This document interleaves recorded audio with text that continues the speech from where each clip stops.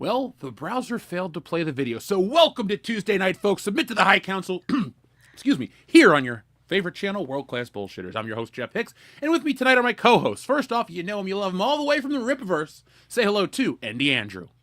What is going on, Jeff? What is going on, YouTube chat? It's great to see you on this fine Tuesday evening, Thanksgiving week. I hope you guys are doing fantastic. We got a good show lined up for you, and thanks for being here. As always, y'all are the best. They are. Speaking of fine, are you wearing a Rock Under Armour jacket? Yes, I am. It's a fine-looking jacket, if I do say so myself. Folks, notice that jacket. While you're noticing the jacket, say hello to our friend from the Great White North, the Script Doctor. How, in regards to Thanksgiving Day weekend for you all, gentlemen, how are you tonight? Hungry. I'm ready for some turkey in just a couple days. So. Oh yeah, it's looking. Hey, I heard turkey prices went down like $1 in the last little bit. I saw a sign yesterday. I went up. I went on 2 shooting trips. No, and not the bad kind. I went filming some Ollie's stores, folks. I went far up into Ohio, and they had turkeys on super clearance at some of these places. I'm like, oh, okay, well, it must be that time of year. But yeah, they're super cheap by me. I mean, it was like under $1 a pound at this one place. So you know what? That's good, and that's how it should be for, especially for people with Thanksgiving and just food in general. That should be reasonably priced like that. There's man, if you're watching old television shows, I strongly suggest checking out Barney Miller, and it's a cop show. And there's this one episode where the police find out that there's a big warehouse filled with dead chickens, like, you know, refined chickens ready to go for the grocery store, but they're just going to go be put there to rot because they can't put them into the market because it'll lower the price of chicken and hurt the economy. And it's based off of a real thing that happened. And they tell jokes about how it is, but it's also very empathetic because it shows you that farmers do good by the customer. It's just sometimes certain parties get involved that end up screwing around with the customer. And you got to be wary of that. And it was one of the few comedy shows where it did have a political message, which is like, you know, vote in your local government because they're the ones that cannot prevent this type of atrocity from happening in the future with other foods, with other products, with everything else. By controlling prices, by making something else slightly more scarce than it actually is. I'm glad you referenced an old TV show like that and not the Thanksgiving Turkey Day drop from WKRP in Cincinnati. That's well, that's a classic of itself, but completely different type of story. Because the humanity! It's all about poultry this week, folks. So I swear tomorrow, they can fly. You know, like I tell everybody, we have a TV show named after our city. It's like a relic of the past here. People are more into like other shows like Friends. Ugh. Well, you know what's funny? So many people when I talk about WKRP, they don't realize that's W crap. That's true. Look, folks, it is Thanksgiving week. We are going to have some fun here. You guys can check out all the new content. By the way, folks, you guys really like our last video. We talked about the Hasbro lawsuit. So check that out. That thing got like 90,000 views real quick. So it's nice to see everybody's out there. Hot dog. The funny thing is, today when I went to shoot My Life in Toys, I went up to the toy store and the guy, you know, just was like, hey, what's your YouTube channel? So I gave him one of these WCBS business cards. And when I was filming, he looked up the channel. He goes, oh, I just watched your video the other day. I'm like, oh, on the lawsuit? He goes, yeah. He's like, I love your Ollie's stuff. So, like, we're reaching everybody, folks. So awesome. Check out our Ollie's content. Check out My Life in Toys. Check out, if WCBS is putting out, watch it because it's world-class content. And you know you deserve nothing but the best. And that's world-class.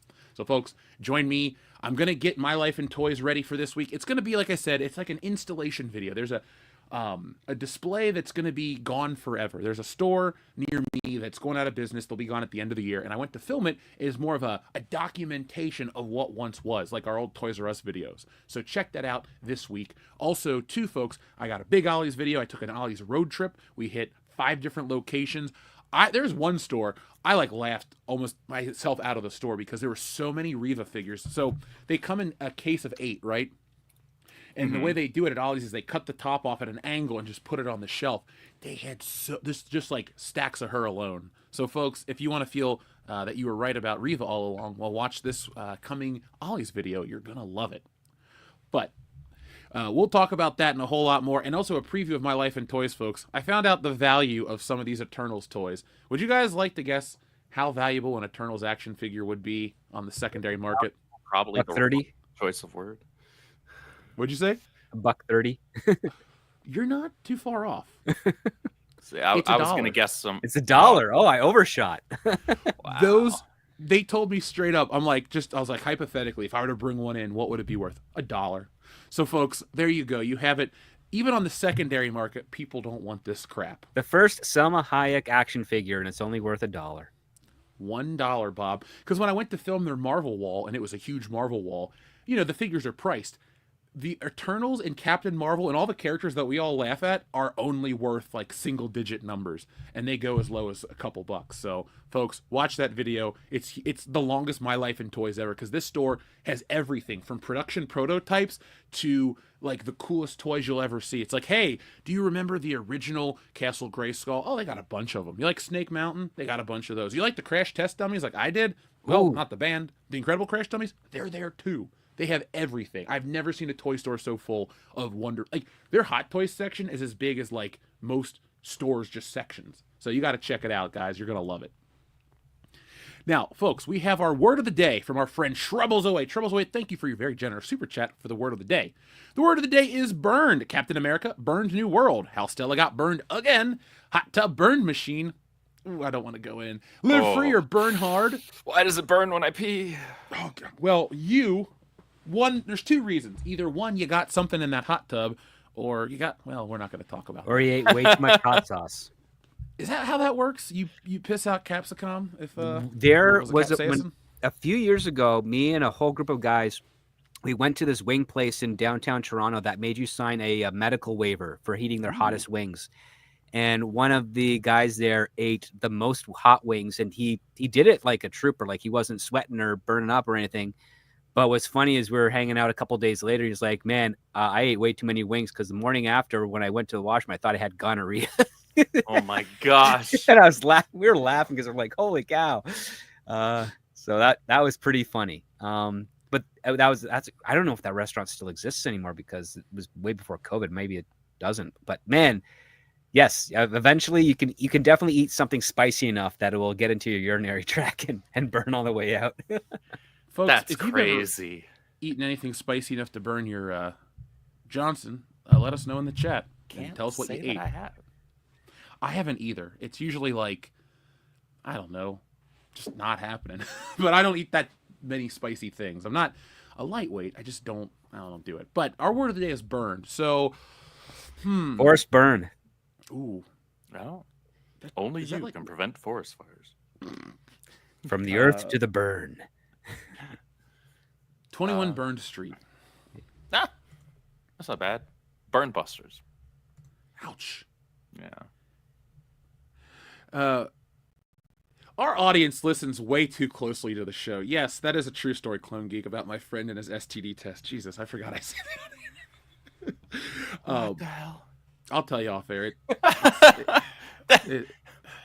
I told That's it on air once. Look, after Captain America, I'm sure we'll need some stuff to talk about. I'll tell you that STD story. It's not mine. I'll tell you that off or after Oh, of course. Captain No. America. It was friends. Huh. Yeah, Hey, I I'll get look checked. at- I'm clean. I'm fine. Yeah. I know how to Also- protect myself. This was also 2009, so it was a long time ago. Oh, wow. But yeah. Yes, folks- during the Great Burning. I remember. Yes, yes. Indiana Jones and the Temple of Burn. My Big Fat Greek Burn. That's a good Ooh. one. Oh, that's not bad. That's a good one. That's not bad.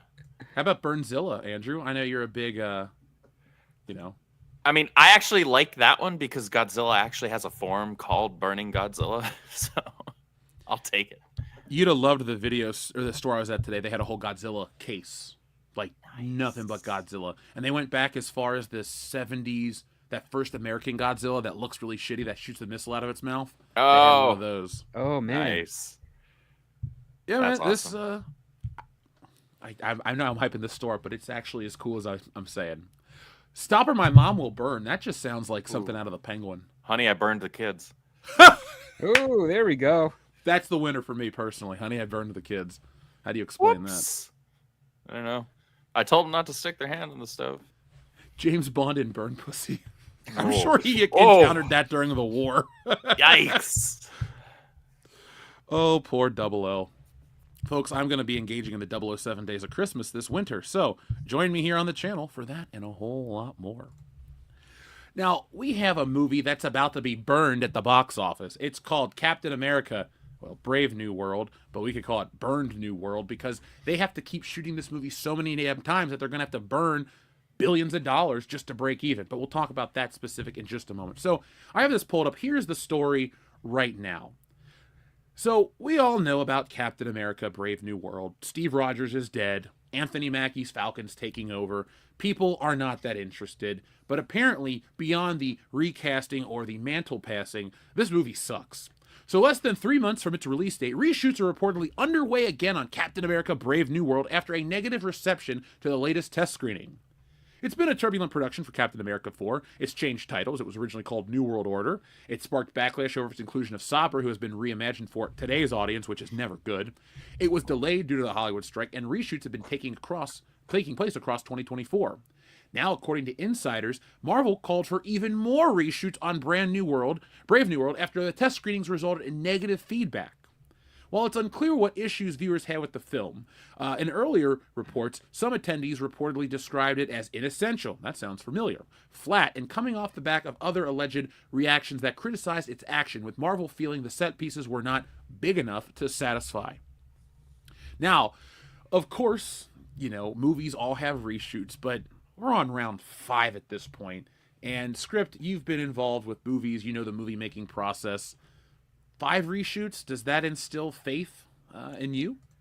No. I mean, there's a difference between pickups and reshoots. So a reshoot is basically saying a scene or a sequence is not working. We have to go back and retool it. We have to rewrite the sequence. We have to then restage it, re-previsit, and then get all the actors in any sort of way, shape, or form to shoot the correction. A pickup is like, we got everything we need, but we're just missing this one tiny thing, and we could probably just get away with it with maybe minimum cast, minimum crew, maybe, and get it done in a day. Reshoots usually take a couple of days, maybe a week, depending on the level of need.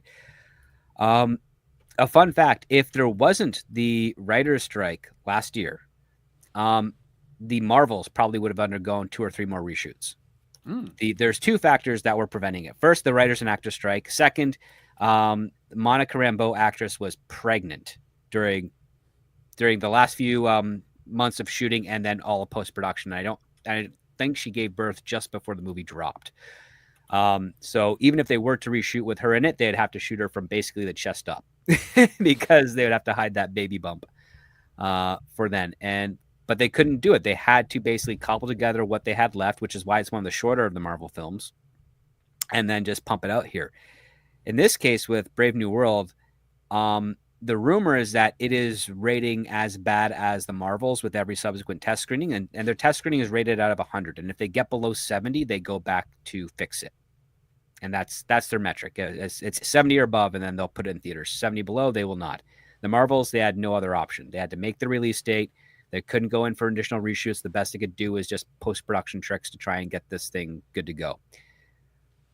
Sadly, I think the reason why this is going through so much trouble is because conceptually, and Robert Meyer Burnett actually tweeted this just the other day, but he's absolutely right. Conceptually, the process for this film was a building built on a foundation of sand. It was never going to be what it needed to be.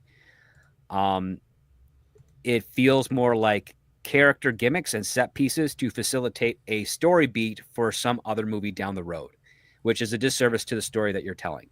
Now, oddly enough, one of the few directors that's considered A-list that's working today that doesn't do many reshoots, if any, is James Gunn. He didn't do any reshoots for his Guardians films. He didn't do any reshoots for his Suicide Squad movie. He so far has not had any need to do any reshoots for Superman. And the reason being is that he meticulously plans everything he needs and why he needs it. And then on top of that, he goes through a full previs process where he's essentially watching a computer animated version of the movie without the lines being spoken, essentially, and so that he can better shape what he wants to do during actual production.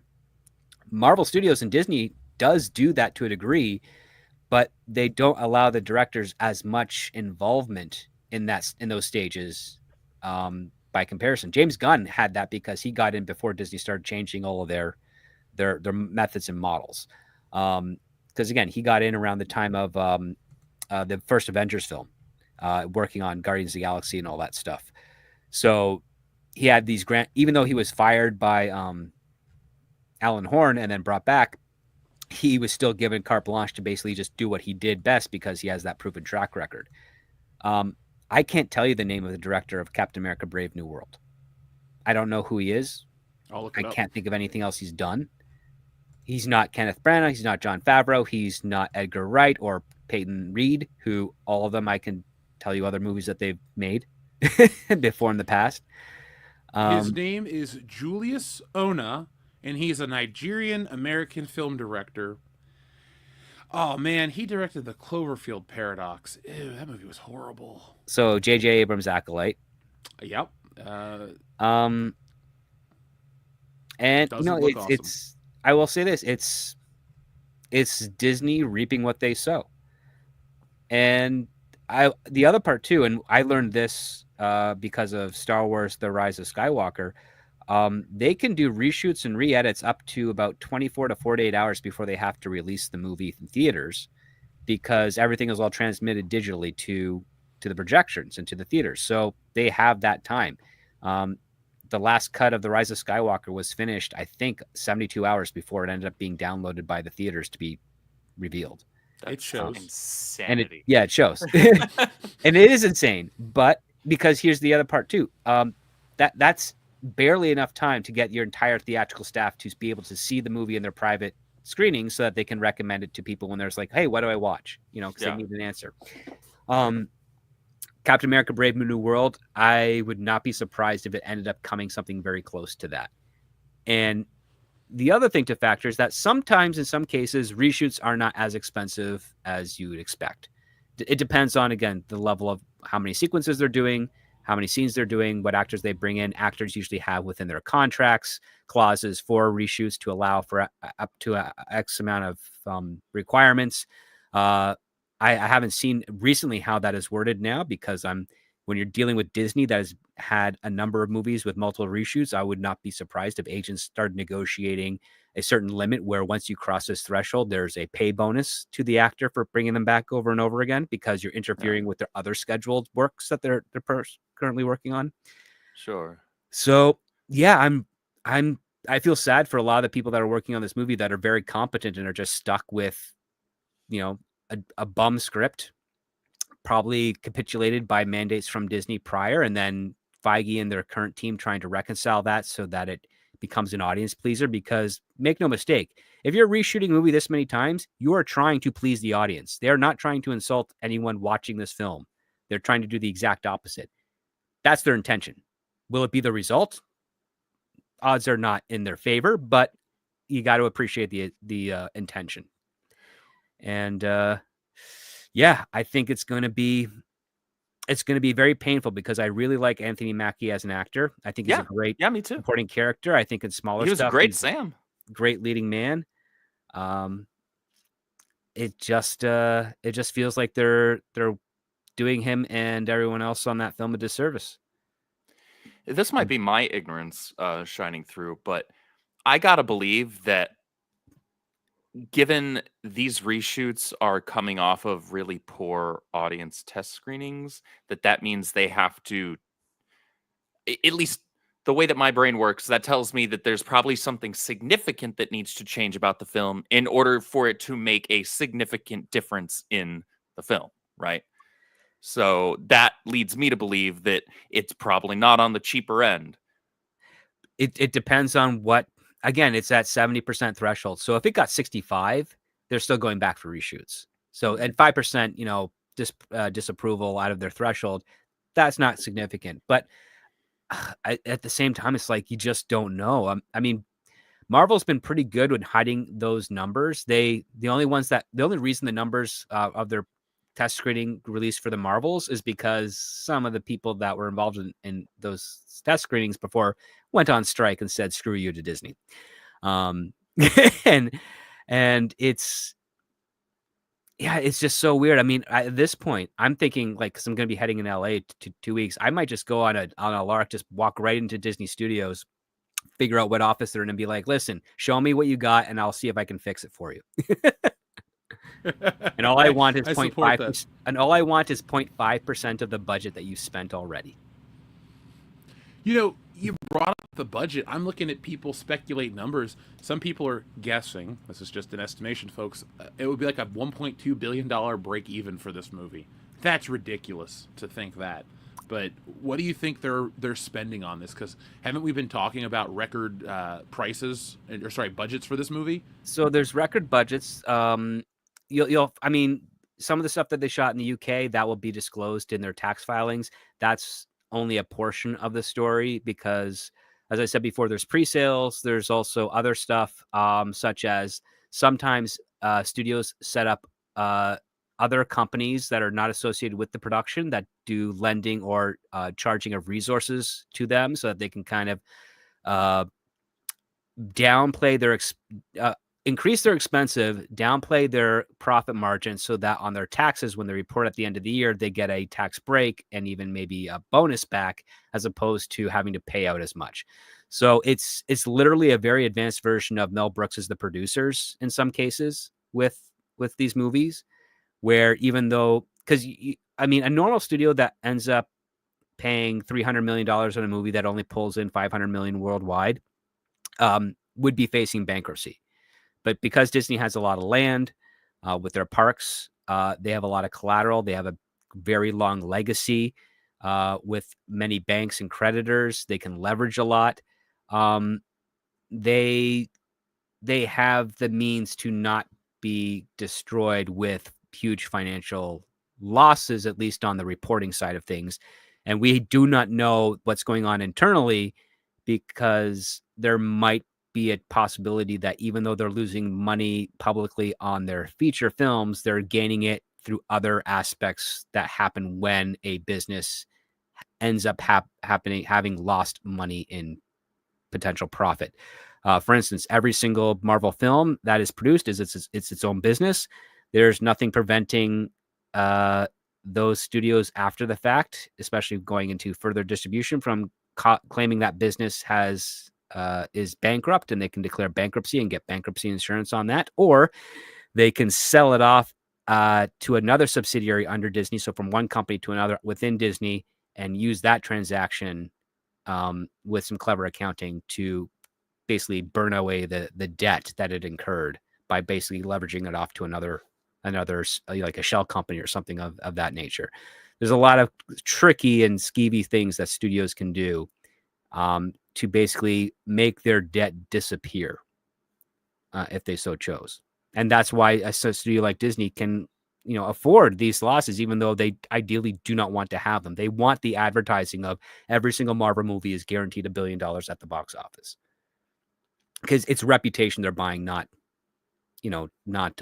actual dollars coming in, because so many people in Hollywood are rich where money is irrelevant. It's all about, positive reputation. So, 5 movies back to back that cost $250 million, pulling in between $400 and $500 million, that's negative reputation. That hurts people that work on the film.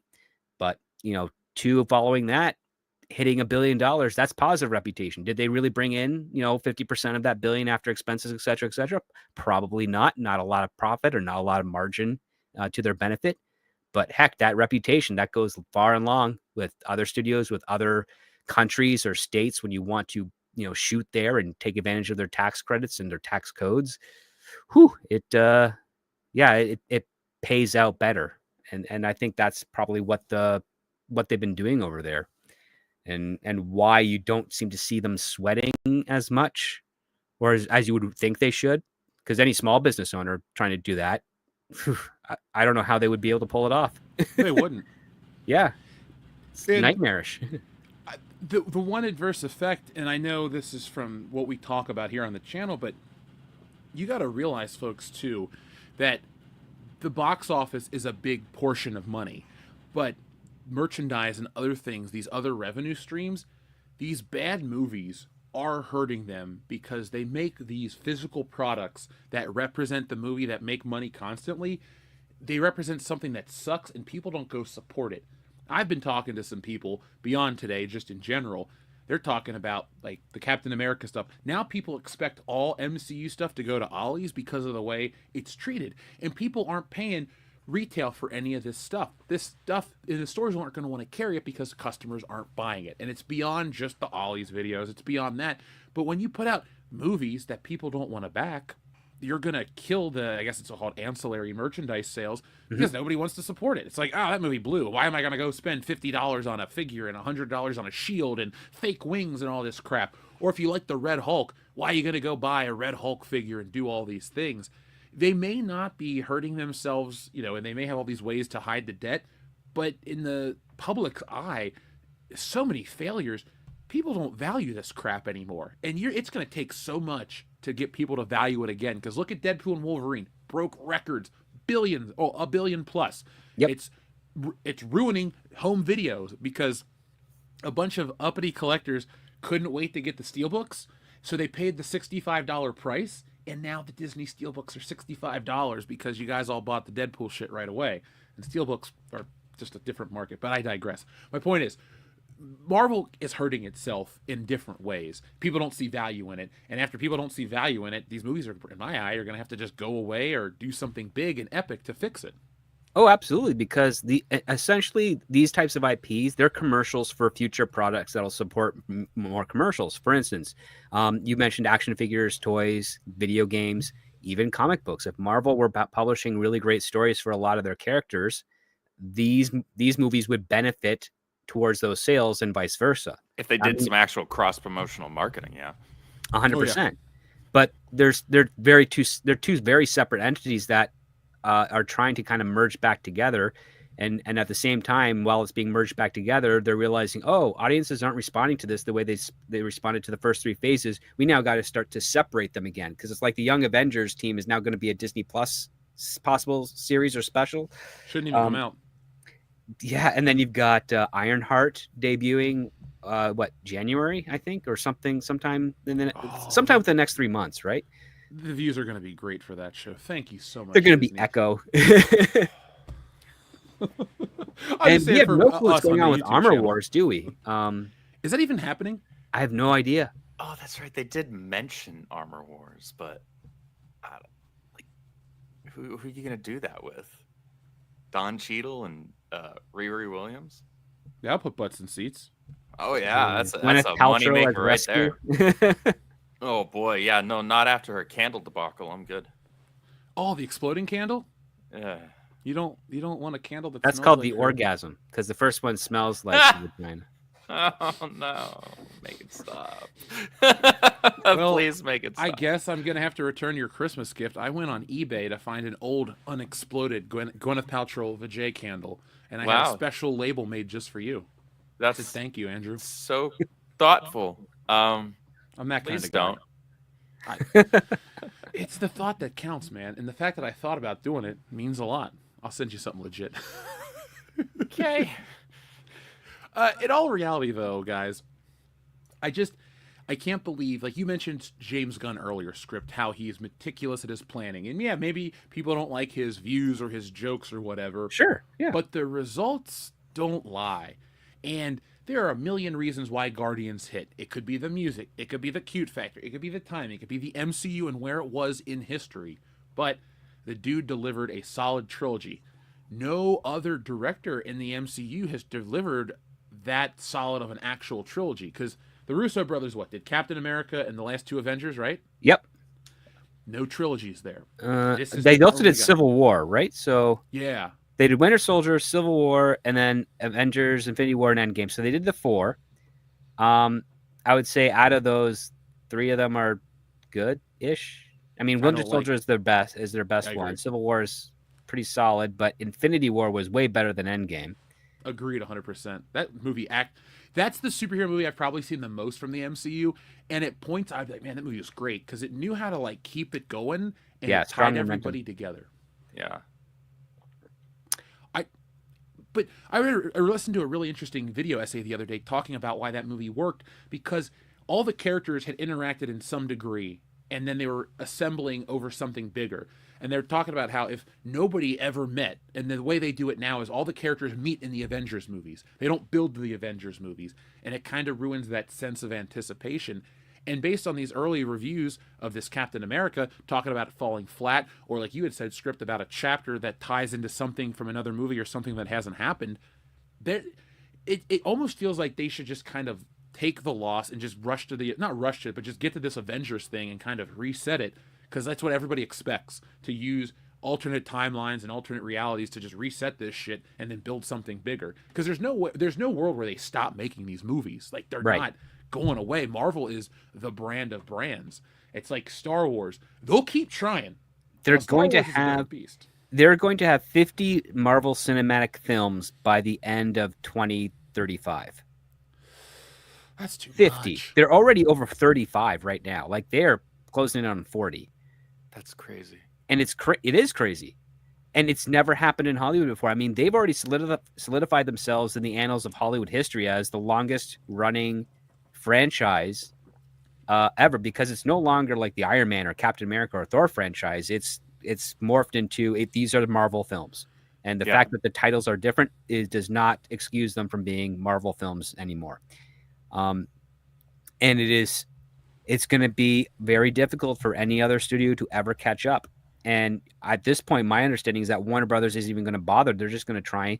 I mean, if James Gunn can pull off Superman, their mandate is we are not rolling camera until we get the script fixed and in perfect condition, which is ironic because they don't have a Batman Part 2 script and they don't have a Batman Brave and the Bold script.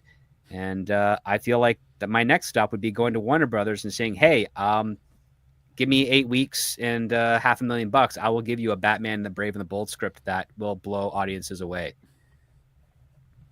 I believe it. Yeah. They'll completely laugh at me and say no, but it's like what option do you have? You've had Tom King for a little over a year. You've had Matt Reeves for 3 years. They haven't delivered anything. You've burnt more money on them than you have on anyone else. Might as well give it to somebody with 16 years, 18, almost 18 years in the industry, who maybe have never made a blockbuster big ass studio film, but has worked on enough studio projects and enough television to prove their worth. Well, and that wouldn't honestly be very dissimilar to anything these big studios have been doing with a lot of the projects anyway, right? Like, they get a bunch of nobodies that have never touched anything similar to the genre, to do something that's supposed to be a blockbuster. So it's not like it's unheard of. They just happen to get people that aren't fit for the project at all, whether they're actually talented or not. Just gotta get somebody talented and who's a good fit. Yeah, I mean, the other part too is sometimes you have talents that don't align, like really good storytellers that are good in some genres that are pulled into another genre outside of them, and they're not given the time needed to understand and develop that genre, because we have this culture in Hollywood where as soon as you break out on the scene in one genre, they want to keep you in that genre because you've shown expertise in that genre. You've made money. You've got people's attention from that genre. But then you have a studio like Disney, and the studio is the biggest, contributor to this problem. Is they'll just pluck them, say you're doing a Marvel movie or you're doing a Star Wars movie because you're really good at this, and they fail to reconcile. It's like, yeah, genres are not as fluid to learn as you'd expect. It's not like learning the difference between retail of auto parts versus retail with plain parts. Like, yes, they're both mechanical parts that are machined, but they have some overlap, but the genres are usually pretty different. And you need time for that. And listen, no fairly intelligent writer will ever say no to a job that is basically a guaranteed payday, even if it's like their one and done. Because even if it's any other studio, that still could be, it might be their first breakout script, but it also might be the last thing they ever write too, because that's just how the industry works. So obviously you're going to take the job and cross your fingers that it doesn't hurt your reputation in the future. And the other way to do that is to make a lot of friends in your field, so that even if it does get, bad reviews by audience and maybe Disney doesn't want to hire you anymore, someone else at a lower studio or a lower project might give you a chance where you can kind of reestablish yourself and prove to the rest of the industry that you weren't the problem. It was Disney. I'm really interested to see where we are in, let's just say, a year with all of this type of genre stuff. Because I didn't really follow much of the Batman stuff. I didn't realize that because I've seen people on Twitter talking about how James Gunn had to clarify the script issue. It's weird how they usually lead with Batman, but now Batman's the most, I don't know, ambiguous. But I don't think that's necessarily a bad thing because Batman's the most, I think he's the easiest character to make successful. He's very, everybody, he has a built-in audience, much like Spider-Man. You have to do the right things, but there's so many right things to do that you kind of have a wider berth to make that movie. You have With more some of room these for other experimentation with Batman Yeah. because he's built for it, oddly enough. I mean, yeah, I think next year is probably going to be closer to 2023 with regards to the pleasing nature of movies in theaters. I mean, this one here, you have some pretty decent films, but a lot of them went to streaming, had poor theatrical releases. Warner Brothers still seems to be on the higher end of things because don't think they had a huge financial bomb aside from Joker. Oh yeah. Because they did decent with Dune, they did great with Beetlejuice. Yeah, like it's a little mixed, but you know that the Joker is technically the last of the Hamada Toby Emmerich stuff out there, and I was really hoping that it would actually be well received by audiences, but they said what they said, and that's the end of that for that movie. I mean, thank God we're not going to get any more of those. The audience is the audience, right? Exactly. Listen, I thought the first one was great. I enjoyed the second one, but I was also very wary. If they start doing this with other characters, we've now got this new subsect of Batman films that are essentially just other classic films with the veneer of a Batman villain over top of it. And it might seem fresh, but really it's like, just go to the source. Go watch King of Comedy. It's a great movie. It's got Joker. The first one has a little bit of Taxi Driver, but it's way more King of Comedy. But watch both because they're great Scorsese films. And they were also very poorly received at the time they were released too. Because Scorsese doesn't make blockbusters; he just makes very great art films that people love and then find out more years later, which can be frustrating. But at the same time, it's like you're kind of happy that they exist to begin with. And then there's Goodfellas, which is just all around awesome. I love that movie. That and Casino. God. Let's sorry, go ahead. Oh, I was just to say, everyone goes about what's the greatest mob movie? It's The Godfather. I go Goodfellas, but I'm, I don't like everything everybody likes. But Goodfellas is a different type of mob movie, but it's from a different perspective because it's the outsider getting in, right? And rather than about the family. And the other one is about, and the Corleones. It's the family, the responsibility. The one kid, Michael, who his father was trying to push in to be legitimate, gets pulled into it because he's more competent than the other sons. And that competency ends up being used to basically turn him into a very corrupt individual, very conniving, evil individual, who then has, after losing his wife and not being able to see his children as often as he wants, has to crawl his way into legitimacy, only for everything to come back again in The Godfather Part 3. The one we don't talk about? The one that has his daughter sleeping with her cousin, which is really gross. Oh, yeah. I'm not a Sofia Coppola enthusiast. I don't really dislike her, but she's never done anything that I went, oh, I need to own this. Yeah. Well, what I was going to say was that it's an interesting catch-22 when you were talking about how, you got Scorsese, who he's not putting out these blockbusters, but, he puts out like really good art house, like just genuine quality stuff. And there's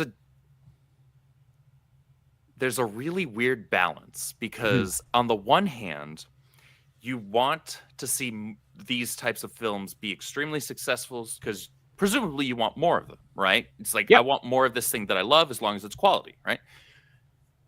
That's the balance, though, is the quality. Because, like, say for the superhero films, right? For a while, we had that really good period of where the vast majority of them were, at the very least, good or just genuine fun, right? Maybe nothing mind-blowing. We're not walking out of the theater with existential questions about life and the universe, but we had a great time. We didn't hate ourselves. The people who made it didn't seem to hate us. We weren't sad about it. We were like, yeah, sure, that wasn't a waste of my money or my time. Great. That's a really low bar, but hey, there was that. But then when the studios discover, oh, well, this is really successful, all of a sudden, well, we just want to keep doing more and more and more of these. And that is where you reach that point where you have to really be careful with that precarious balance, because I've talked about this before. We've talked about this before on the show. Back when stupid people made the comments of, oh, maybe we're just doing too much Star Wars stuff. The audience doesn't want this much Star Wars content. No, we want good Star Wars content. It'd be great if you're putting out this quantity of Star Wars content, and it's also of quality. And so you don't want to take something that is consistently good and then all of a sudden, because it's super successful, you just get complacent, and then you just rely on the fact that it's this thing, it's this brand, it's this IP, or it's this genre. So naturally, you just assume automatically it's going to be a hit, and you can crap out $1 billion film like it's going out of style. That will go out of style eventually if you continue to pump out crap. Well, that's the corporate mentality, right? Because take a look at something like Apple. They've released how many iPhones since 2007? And when you think about the actual difference from the first generation to today, it's technically negligible. Basically, you just have a better camera that can record video. Really, if you want to boil it down to its most simplistic difference.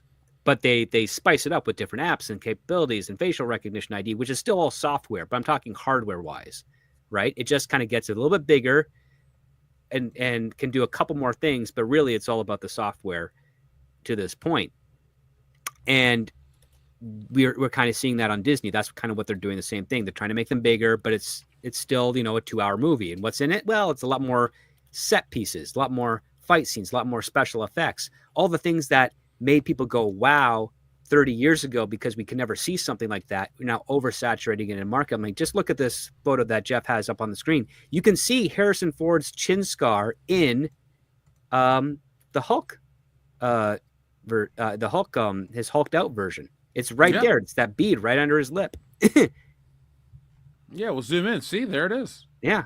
I mean, that's great detail. The fact of the matter is that they probably put more detail into that than they did into how the characters got into that situation that's elicited this performance. Mm-hmm. Isn't it weird, too, that we got a Hulk, all this Hulk stuff in a Captain America movie? Like, I understand that the Incredible Hulk wasn't a game changer. It didn't blow up the charts, but it also didn't suck. No, it was good. I love that movie we got in a while. Agreed. I freaking love that movie. Dude, I saw it twice in theaters, namely because I had fallen asleep the first time. Not because I didn't like it. I fell asleep because I took a new job. I worked at a pop company, and we started work at 4 a.m. So when we got to the weekend, it was like my friends were like, let's go see the Hulk. And like I made it towards the end, and then I woke up. I was like, fuck. So I went back that Sunday. I picked up an action figure, and I went and resaw it. I liked it. It came out on DVD on my birthday. I was like, that's what I want for my birthday. Yeah. It's one of those movies. I prefer early MCU. I've said it a bunch. I'll keep this short. But that first phase was exciting. It was different. And I still look back on it as like, all right, this was cool. And this is what I wanted. Because like a lot of you guys out there, I grew up reading books. I grew up watching cartoons. But the movie is what validates these characters. And in our generation, Batman, and yes, I know Adam West had a Batman movie in 1967. I'm not oblivious to that. But the Michael Keaton one really changed a lot of stuff. And so Batman was the big, like, pie in the sky goal. Superman wouldn't be around for, God, most of my early life on big screens. And even now it's kind of hit and miss. He's very sporadic. But, you get it and you get this good feeling. I'll go back and look at the first Avengers and go like, oh yeah, this was something. I can't believe, me personally, that I look at this stuff and I just roll my eyes and go, can this end? Because I'm Mr. Comic Book. I mean, I literally make them. I buy these fucking figures. I like all this stuff inherently. And you're turning me off to it because they don't feel like they have a purpose. They're not telling a story and they're not interesting. And I get frustrated that there's all this money burned to make crap. And the one question I wanted to ask you, too, just to be contrarian, is with the test screenings, do you think audiences could want something that might suck? Because the spectacle might not be big enough, but this could be like a James Bond situation. You had Moonraker. Mhm. But what do? You follow up with For Your Eyes Only to kind of ground it, and then you kind of rebuild to crazy James Bond. Do you think that there's a possibility that they're trying to tell a grounded story to move forward, or do you think audiences are just on the nose with this one? I wish I had an answer for that. Because I don't know. I mean, I don't suspect but the premise that we've been able to get from leaks and from the footage of their trailers, it doesn't look like it's a movie with a story. It looks like it's a bridge, like an interstitial between from one thing for another. It feels actually a lot more like an Eternals sequel, in my opinion. Ooh. It's like we're finally addressing what happened at the end of Eternals, and now we've got, and then at the same time we're pairing it with Falcon and Winter Soldier Disney Plus show. So you got those two things. So you've got a combination of one movie that is going to be your third act, essentially, from that one Eternals film and Falcon and Winter Soldier series. And on paper, it seems like an inventive premise. Oh, you've got two stories that are now coming together with a third one to kind of round it all out.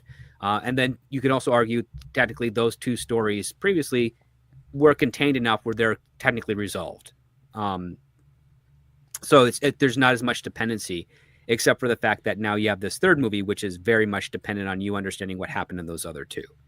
And if they do their job right, they will give you the information to understand the context without having to have watched those shows. But if they do it like an expert writer, they'll give it to you in such a way where you want to go back and watch those two other products. Not to understand what's going on, but just to get that depth of why it's important. Because we're now seeing the results of why it's important. It's like when I used to meet people that they saw Empire Strikes Back, but they hadn't seen Star Wars yet, just because of the way it was staggered out for release, or maybe someone had it at the video store, but no, someone never returned the first Star Wars film, so they only had Empire and Jedi to watch to get integrated into it. So you have this anticipation after if you watch Empire for the first time, you never see Star Wars, you want to see how they got there.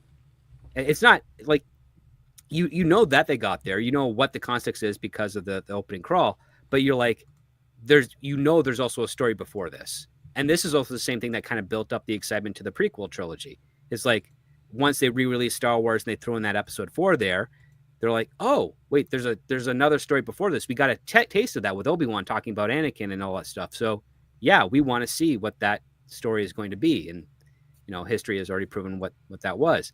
So part of me thinks that on paper, the studio and even probably the director and writer were thinking, yeah, we're going to do this Captain America Brave New World thing, and it's going to pick up where these stories left off, and ideally it'll allow people to go back and reflect on those previous stories, and maybe the arrogance part of them will probably say maybe appreciate them for what they actually were, as opposed to being disappointments that at the time. And I'm like, okay, good luck with that. Or they'll be like, at least we did this really great movie that people are going to really like, and maybe they won't go back to watch them, but maybe they might if they become like super fans of this one, in which case we get some sales or some more traction on those older titles. I know that type of mentality is being spoken about at the studios, because it's all about every Marvel movie that comes out needs to do one thing. It needs to get people to want to go back and binge all of them, so they get those U numbers, so they get those additional sales, so that the first kid that sees Captain America Brave New World and finds out that there's 34 other movies before that can be like, oh, wow, we got to go watch those on Disney Plus, or we got to go, rent them at the video store if their video stores still exist anymore, or go buy them from like Best Buy or Walmart or where have you. That's not just that, but also to generate the revenue on the merch side. Exactly. And also like get Captain America pajamas, blankets, action figures, skateboards, spikes, anything, you know. If the films lost money directly at the box office, but wound up generating, and that's not how it works, but if it in some weird version of reality where the film sucks and barely anybody went to see it, but the people that did go see it all bought a crap ton of merch for it, and that wound up putting them as a positive on net for that IP, it would give them more of a justified reason to continue making those movies if they were operating on the notion that these people are at least invested so far as they're going to see the film once. Okay, we're not necessarily going to make our money back on the film. Maybe we should rein in our budget a little bit, Disney. And then you won't have that problem nearly as badly. at least they're going to go buy the merch and we're going to make the money back that way. Right? That's not what we're seeing. No, I mean, Struggles08 just said a funny thing. Captain America condoms. I'm like, here's your slug light for it. I can do this all day. Got him. Like again, that was self. With vibranium protection and vibranium sensitivity. Like, now imagine for his and her. Imagine the lawsuit though, when like one of those poorly produced condoms, somebody gets pregnant, like, oh man, my Captain America condom was supposed to be vibranium protected. Right, like what? I was supposed to be able to go all day. Well, actually, that's probably a you problem, buddy. I took my Captain America. They sell super soldier serum. It's just watered down Viagra. It's Viagra in a prime bottle. Like it's all shit. It's liquid anyway. Viagra. Yeah, super soldier serum. That's what happened to the Red Hulk. That's the real story of this movie. General Ross couldn't get it up. He went to Tony Stark. They invented the super soldier serum to really go at it, and it turns him into this bastard. And he's still highlight lives, so. Nat, your average nerd's most recent. Hold on 1 second. That's good. Feeling patriotic? Get Pat erotic. There we go. See, that's a great one too. See, this is the idea channel. Okay, it is. We're the real house of ideas now. We're new generation house of ideas. We're stealing that name. I know some people are like, I've never heard of the House of Ideas. It's old Marvel. Look us up. Yeah. It's the best era. Well, no, 80s is my favorite era, but that's a topic for another time. Let's check in with the audience before we say anything more about this film and move on to other topics. So our friend Gary, thank you, Gary. He says, 5th reshoot, OMG. Most Disney stuff in the last few years has basically been like burning money in the pyramid scene from the Dark Knight Batman movie. Yep, I can see the Joker going right down the pyramid. It's about sending a message. Yep. And that director is the Asian accountant on top that gets burnt alive that people forget was on there as he set that fire. Was it Zhao, right? Was his name? Something like that, yeah. That guy was in... That guy's in a bunch of shit, but he's in something else that I watched recently. I'm like, didn't you catch fire in the Batman movie? But, you know. Dark Knight is still solid. I can't pull the trigger on the 4K box set for Black Friday. I want it to be $5 cheaper. I know it's pedantic, but it's like, come on, $24.99 is my limit because I still have to sit through The Dark Knight Rises. That is not a good movie. No, I hear you. But Batman Begins, oh man, I could go on about that movie all day long, but I won't. But thank you to our friend Gary. Yeah, Gary, 5 reshoots is crazy. Like Script already broke it down how stuff operates. The parks, other merchandise. I went into a Disney store today. And it's weird. Their Marvel and Star Wars sections have been shrunk back to like what you would expect. They're back to like classic Disney. Buzz Lightyear is probably their most prominent character. I never really thought of it like that, but Buzz Lightyear is probably Disney's most consistent, like for the last 30 years almost. People like Buzz Lightyear. Outside of that one movie, Shit in the Bed, which isn't even the real Buzz Lightyear, Buzz Lightyear's everywhere still. I see him more than Mickey Mouse in the Disney store. So he's a cool character, dude.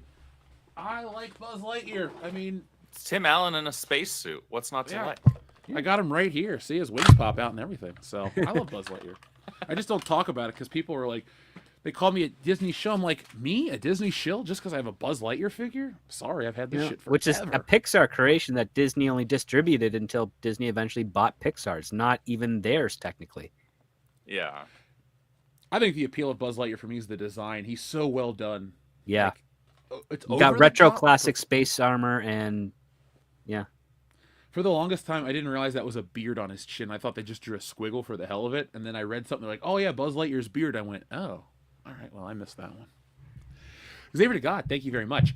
I was never going to watch Captain Falcon, show me your moves, because Sam didn't deserve the shield, and the MCU Falcon has been a joke/comedy character most of the time. But I might see the clips of Red Hulk smashing his ass. Very poor choice of words. Wow. Yeah. Oh, phrasing. I will say this, though. Pause. Like, Anthony Mackie's version of Sam is a character that does deserve the shield, but he's the type of character that should have rejected it because he should have said there's only one Captain America. Because that's would prove that he deserves a shield, right? Because they try to kind of do that a little bit at the end of Avengers, like, I don't know, this doesn't feel right. And, you know, Steve Rogers trying to give his blessing. It's like, yeah, but this is a little bit too manipulated by the writers saying that this is okay. Yeah. Well, that's no different than like in comic books, like Marvel having Wolverine tell the audience that, freaking X-23 Lara is Wolverine as well. Like you're trying to convince your audience via having the actual character speak that, or having Peter Parker tell everybody that Miles is indeed Spider-Man. It's like it doesn't make it any more true just because you are forcing this character to speak those words. Characters also, in comic books, characters have done stuff completely out of character and completely out of continuity all the time. It's called a bad comic book. Yeah, and it's also inauthentic because it's kind of like saying, oh, Clark Kent's son, Jonathan Kent, he'll become Superman. It's like, he's the son of Superman, but he's not Superman. No. Because it's not part of the actual core of the character. It's not like Lee Falk's The Phantom, where the gimmick is that, yes, it's the firstborn son of the previous Phantom that will take on the title because it's specifically designed to be a title to perpetuate a myth as real, as opposed to it being a gimmick that gives him advantage. Just like how Damian Wayne, who I still think should be dead and not an actual active character, should never grow up to become the Batman. And same thing with my agreement with Terry McGinnis. He should not be a Batman. It's like, no, you don't need that. There's one Batman. That's all you need. It's Bruce Wayne. And once his mission is over, or if he dies, someone else with their own hero can take up that mission, but not that mantle. Well, we know. So I'm of two minds with this because I agree with you. There's one Captain America. Well, and Steve Rogers isn't even the original Captain America, actually.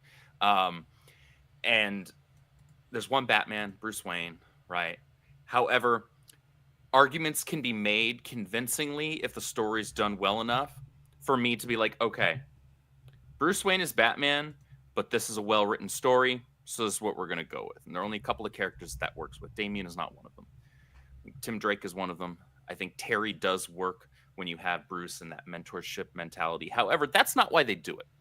The reason why they do it is because they don't want to have to put in the legwork to create another character that could be as well received and liked and as iconic as Batman. Because the fact of the matter is, very few characters will ever reach that pinnacle because it's just the amount of work and trial and error and blood, sweat, and tears and years that goes into that is incredible. There's been huge. One since Batman.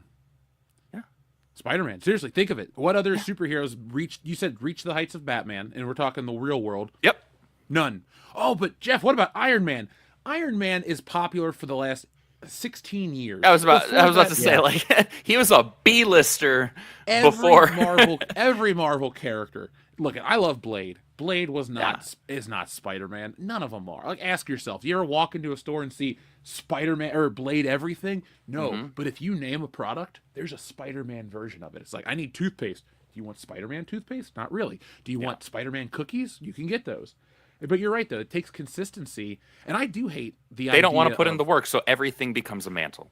Yeah, and the mantle is the biggest, and that's the thing that I hate. Like, I like Anthony Mackie, the actor. I like him more than Chris Evans, the actor. Like, I like Chris Evans in, like, two things. Captain America and Snowpiercer. Yeah, Fantastic Four as well. I liked him in Not Another Teen Movie. He's good in that. Forgot about that one. Actually, that's my favorite thing he's ever been in. But, is it weird that I liked Push? Wait, no. What? Is he? Is that the one with Angelina Jolie? No. No. What's the one where the guy bends the bullet? That's like, Wanted. That's Wanted. With James that's McAvoy. Wanted. With James, They're all one-word superheroes. That's a Mark Miller comic, I think it's based off of. Right? Yeah, it is. Yeah, no, Push. He has superpowers, and it's basically like force pushes. It's Push was like another take on Leaper with Hayden Christensen, or Jumper. Not a bad movie. I knew what you meant. I like the movie. Leaper. It's actually very different from the comic books. Oh yeah, like Jumper was not the worst thing I've ever seen. Hell, No, it's not I the actually worst liked Hayden Christensen thing I've ever seen. That'd be episode 2. I'm not gonna act like I like that one, but no, the mantle idea. I'm sorry to digress. You're the good. mantle thing pisses me off because it's like you say, lazy. That's why I don't like Spider-Verse or other verses because at the bigger scale for me is it's just the same character. You're just trying to capitalize off of a name, off of a you're brand, diversifying rather than being creative. Yeah, Well, and that's the thing. It's not even a matter of like the whole freaking DEI, the diversity, because obviously every single person that they seem to throw these mantles to is somebody who looks nothing like the original holder of it, right? Yeah. So, but it's more than even that, because that's obnoxious, that's stupid, but it's just in general diluting the name, diluting the quality of it. There's only a handful of hero titles, in my opinion, in comic books between DC and Marvel, and most of them are in DC, that you could actually consider a mantle at all. Green Lantern's an easy one because it's Green Lantern's an easy one. But it's precious few. Otherwise, it's just laziness, because they want to capitalize off of the existing branding of a character who was built up through other people doing the legwork. They don't want to do the legwork. They just want to be on the elliptical with it on auto, right? Like, they don't want to have to actually do any sort of work whatsoever creatively. They just want to tell a story, and instead of telling a story with the character or creating a new story and a new character and doing that, they want to have their cake and eat it too. well, there's Like, that. well, They this also story don't that I wanna want pay- to, They also don't want to pay the original creators, and that because as well. after X amount of years, it's like, That oh, as well. well, Batman, and if Batman is associated with Bruce Wayne, is part of a conjoined license that is owned Yeah. by Bob Kane with Bill Finger estate. Well, if we change one of those things, we now have the rights to ourselves, so we don't have to pay those estates.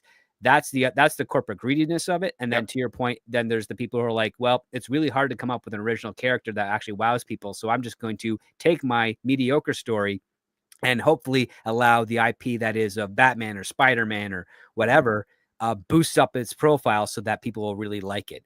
Because Yeah, because that way the they'll be story able to see how good of a writer I am, and they won't actually pay attention to the fact that it's a bad story with a great character. Yeah, and the story that they're telling doesn't actually fit within the established framework of the actual character with the name that they're purporting to utilize with what they're writing. And so they're like, well, it doesn't matter. So I can just put it onto this character, and this character just gets the same hero name. This is Spider-Man as well. This is Batman as well. This is whoever. And it's so obnoxious and insulting as a creative because of the laziness factor. Like the woke crap, the diversity crap, that's all obnoxious and stupid, but it's the creative bankruptcy that annoys me the most. It's the laziness. It's like, okay, so you didn't want to do not only the legwork to like learn this actual character and have to deal with like all of their continuity, right? And be able to tell a story with that character, because sometimes that's probably the case too, where it's like, well, I want to tell this Batman story, this Spider-Man story, but I don't know piss all about Batman or Spider-Man, so I'm going to tell the story that I want to tell, and I'm just going to create a new character that's really just a copy and paste, that I'm just going to change a few things like the skin and some other things. But you also have like editorial getting behind Elseworlds and What If stories and saying, hey, let's put that into the main continuity, because you can have a great Elseworlds stories where you have the legacy of Batman and some sort of person that took up the mantle, and you're like, great, that's your one and done. But the moment you start putting into main continuity, you're breaking the reality of that version, which is the fact that those characters are by age in a sense of arrested development. They're not supposed to get older. They're supposed to be able to transcend generation by generation to always be this person, this character, this thing, because just like with the Greek myths, you can't have Odysseus or Hercules, have a kid named Odysseus and Hercules and then go on other adventures continuing their journeys. It's like that doesn't work. That's not how it is. It's like, no, Hercules and Odysseus, they have their stories. You can throw in other adventures around them, but they're not supposed to get older. And if you do a story where they have a family, it's not supposed to impede the ability for them to do other stories later on. There's this big, it's not just on editorial side. It's not just on the writing side. It's also on the fan community where they're like, you just have to go further in the future. It's like, no, you don't. You just got to stay true to what the core character is, because sometimes the future doesn't always mean something better.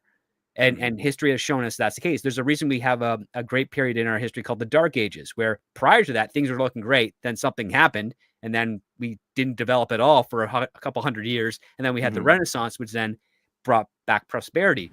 In the last 20 years, you could argue we don't have a cultural identity for this generation of the 21st century, because it looks almost indistinguishable from the 90s, except for the fact that there's less neon in fashion, really. So it's automatically inferior. Agreed. You know, and if you're seeing neon, it's in Crazy Woman's I hair. want more synthwave. Okay. I mean, you bring it back. I like 80s. I like 90s. I will literally like work to like I'll either have jazz pulled up on YouTube or like synthwave music Well, like, as I'm working or The writing. 80s was like the last distinct generation, and that ended by 88. And then it started merging into whatever became the 90s, and the 90s and early 2000s and 10s and 20s have been relatively similar. I mean, even my godkids, when they're looking back at photos of their parents and myself as teenagers, it's like the fashion is almost identical.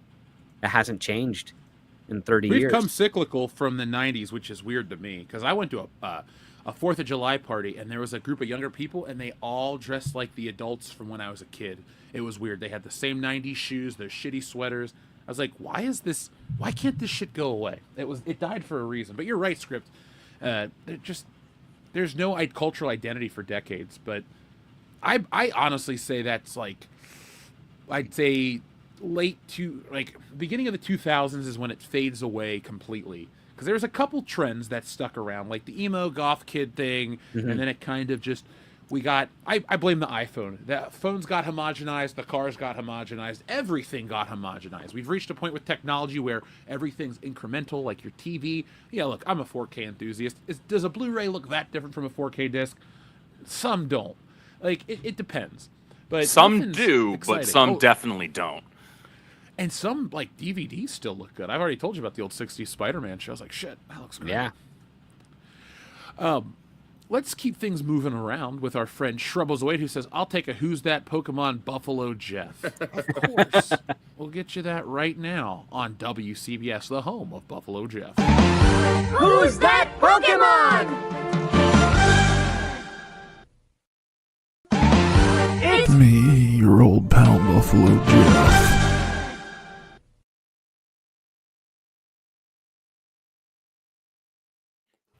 You know what I just noticed for the first time? Because usually I'm focused on his creepy eyes. I just noticed that the copy, the text that you have on that graphic says, "Oh no, it's Buffalo Jeff." I don't know how many times you have played that button since creating it, and I've been on the show. But now tonight I was today years old when I saw that copy, and I was like, "Oh my god!" It's funny. I've reused that. If you look, I'll pull this up now, folks. I'm sorry to show you something you can't have any longer. But if you look at our old T-shirt design that I did for Schlocktoberfest, I actually put "Oh no, it's Buffalo Jeff" on the design too down here. That's amazing. Yeah, he's a creeper. He's a bad guy. He eats the skin of I don't know, something. We'll have his origin story next year for Halloween, folks. Sounds like you need to write a horror novel there, Jeff. Or a horror graphic novel. Well, he's Buffalo Jeff because he eats the skin of buffaloes and leaves the rest. Or does he wear the skin of a buffalo? I think eating is weirder because it's got the fur and all the good parts are just left. It's like, but does that make it as creepy to humans? Native Americans would hate him because he's wasting all the good parts. Okay, yeah, there's that. Yeah, all right, yeah. I'm tracking. And it's also just weird, like who eats hair? I mean, people in the 80s didn't have much of a choice, I guess. Dude, people do the weirdest shit today. Like, never mind. We're not going to kink shame on the channel. We're not going to kink shame unless that's your kink. Then shame on you, you dirty freak. There was a lack of clean working areas in the 80s. So. I like how we think like the 80s is like this lawless like a time where it's this and that. It's like I'm sure people they kind of had their senses about them in the 80s. I mean, look at the movies that were successful because of the people in the 80s. They had good sense or good taste back then. Well, they had no taste, but they had a lot of cocaine, and because they lost their taste from all the cocaine. Yeah, man, get your heart racing. Anything will look good. Overkill161 says, Happy Thanksgiving to all the WCBSers in the U.S. and for the international BSers out there, too. Have a good Thursday. Button number 28, please. Well, Overkill161, thank you very much for your well wishes. I'm going to enjoy Thanksgiving with turkey and stuffing and a double serving of pumpkin pie. And you know what happens after Thanksgiving, folks? It's Christmas, and we have a button that's related to Christmas. Buzz, your girlfriend. Woof. Oh, There you go. can't be showing stuff like that to kids. Yeah, the boy in the wig from the original movie is less aggressive. I know that Captain or that Kamala Khan figure. I saw her at Ollie's yesterday, and I had a good chuckle. I was like, "Yep, the Marvels, a failure on every front." And I But feel really sorry because that actress that plays Miss Marvel, she's actually a really charming young lady. Yeah, And you can tell that she's one of the like probably 12 and a half legitimate fans of the character. Like you can tell when she's talking about her, it's like I'm like when I hear it's like I really appreciate your enthusiasm and your general interest in this character that literally nobody else likes because she's not good.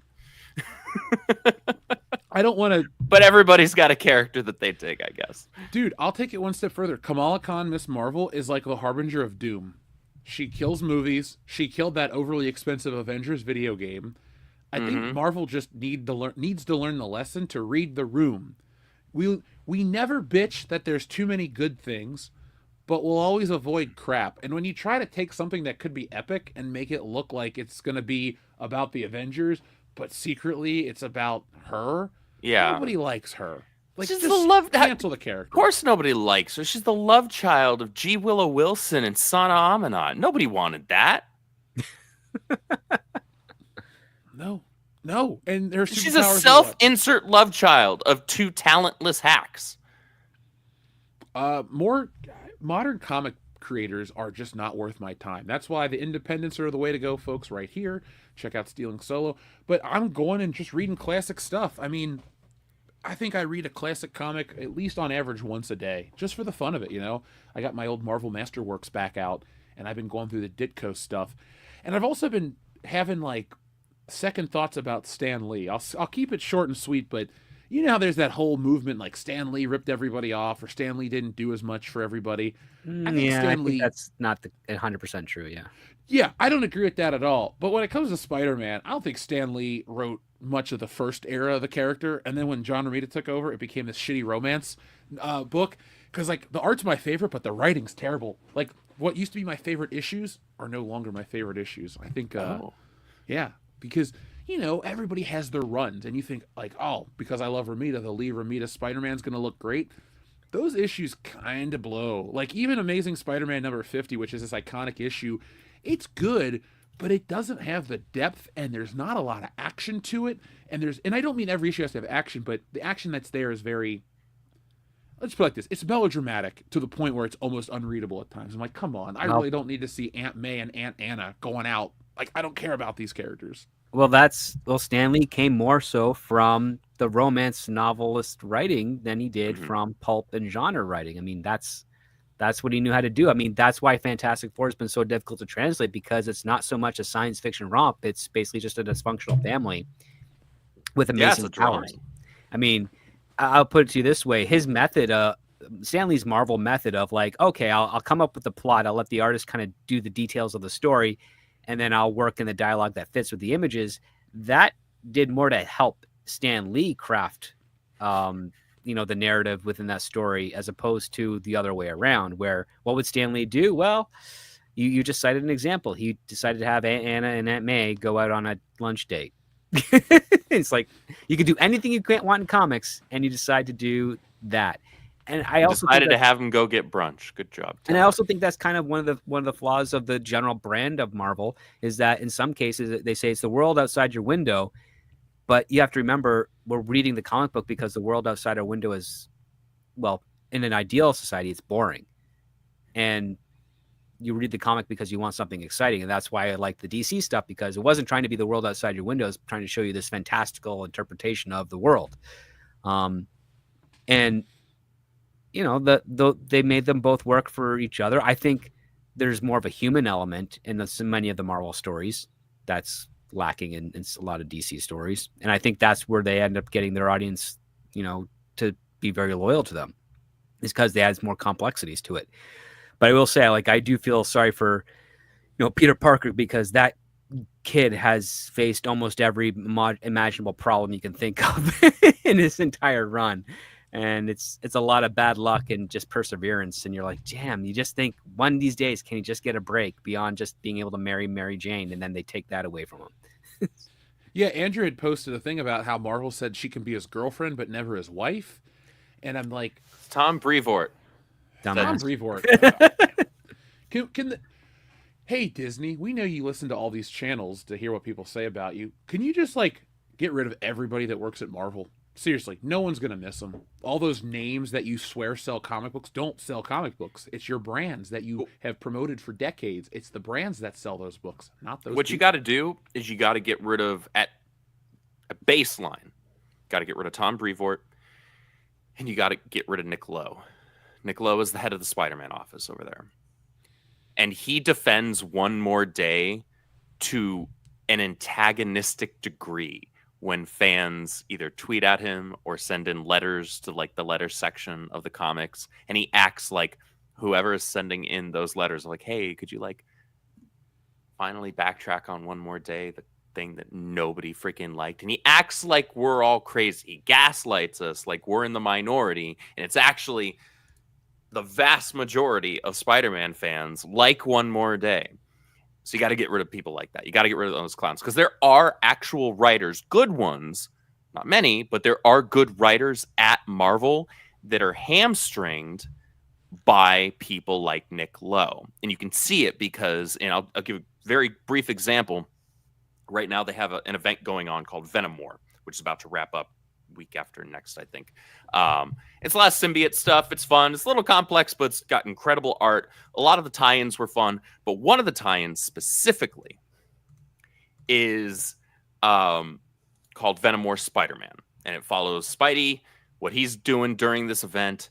He winds up meeting up with MJ on multiple occasions, and you can tell based on the interactions, based on the descriptions, based on their dialogue, based on the art, that the writer, was it Joe Kelly or Colin Kelly? One of the two, I can't remember. Something Kelly. I'm bad with names. You can tell that he got the memo from Nick Lowe that says Peter and MJ are off the table. They are not a thing right now. They're not going to be a thing. And he saw that note and said, because even though the current status quo is that MJ and Peter are not together, she's with some clown that literally nobody in the fandom likes, and he's a useless nobody.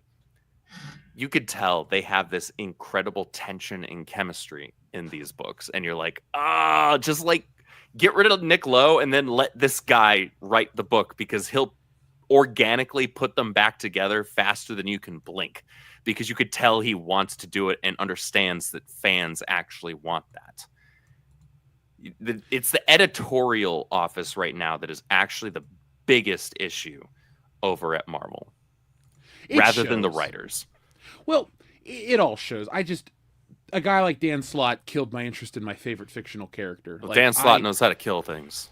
And the thing is, I feel like a lot of these people got in, I don't know what the right word would be, but they got in, created crap that sucked, and then pushed it to be in merchandise and other forms of media to get their checks, but kind of killed the property, because it's like, oh man, we got all these terrible characters that nobody supports that are stuck at Ollie's, but the creators got a paycheck. Like you said, G. Willow Wilson and what's the Sana Amanat? Marvel? Hey, Miss Marvel got her movie and her show. They don't care that it flopped. They don't care that people hated it. Oh, I got my check, and now they've got their virtue points or whatever they want to talk about. It is what it is. It's crap. It's they're expanding their portfolio at the expense of the character, while at the same time also expanding the character roster for the company of Marvel. Like the rebranding of Miss Marvel, changing Carol Danvers to Captain Marvel, and then doing Kamala Khan as Miss Marvel. That gives them now 3 variations of the same character that they can market on merchandise and other means, which is, fantastic on a business side of things. But it also, if it was popular to the point where people wanted it. Well, I mean, it also dilutes a little bit of the brand, because even if it was popular, you'd still have that confusion of when you say, "Oh, Miss Marvel's," like, well, which one are you referring to? Like classic Miss Marvel or Kamala Khan Miss Marvel? Because we both love both. Like, I call her Stretchy Hands McGee. Well, I mean, she's just Mr. Fantastic.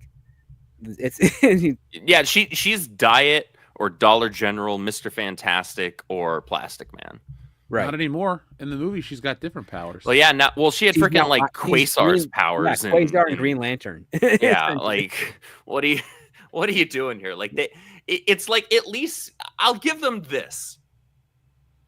Somebody at least had the wherewithal and the recognition to say that's actually kind of a stupid power that only works in very select situations. Like there are only a couple of characters at this point that gets away with that as their power, and it isn't stupid. And that's because they've had them for decades and decades and decades. Don't be making stretchy character powers anymore. I'm sorry. I've never been a Mr. Fantastic fan. I'm not a Plastic Man fan. I've never been a fan of that type of superpower. It has its place, but leave it with those characters that have been around for 60 years, right? Like I'm not interested. Now, and the more we do this show, the more I like DC overall. I'm not the world's biggest DC fan, but I've kind of changed my tune, especially after enjoying Penguin. But man, script, that ending kind of sucked. I did not like how the Penguin ended. Okay, it didn't suck. I just was disappointed in it. It's a lackluster ending. I mean, it's number one, it's very creepy. Number two, it's more Professor Hugo Strange than Penguin. And number three, the way that he gets there is more by the hands of the writer as opposed to the actions of the character. And that, I mean, I will say this: makeup is great, performances are great, but it just feels a little hollow in parts. I was very disappointed. Not really. I was very disappointed with the whole last episode twist where he killed the so-and-sos and he's the reason his mom's messed up. Because I kind of liked that he was this bad guy that you could kind of root for. It's like, oh, he's bad, but he shows himself to Vic who he really is, and he wants to do this and protect this person.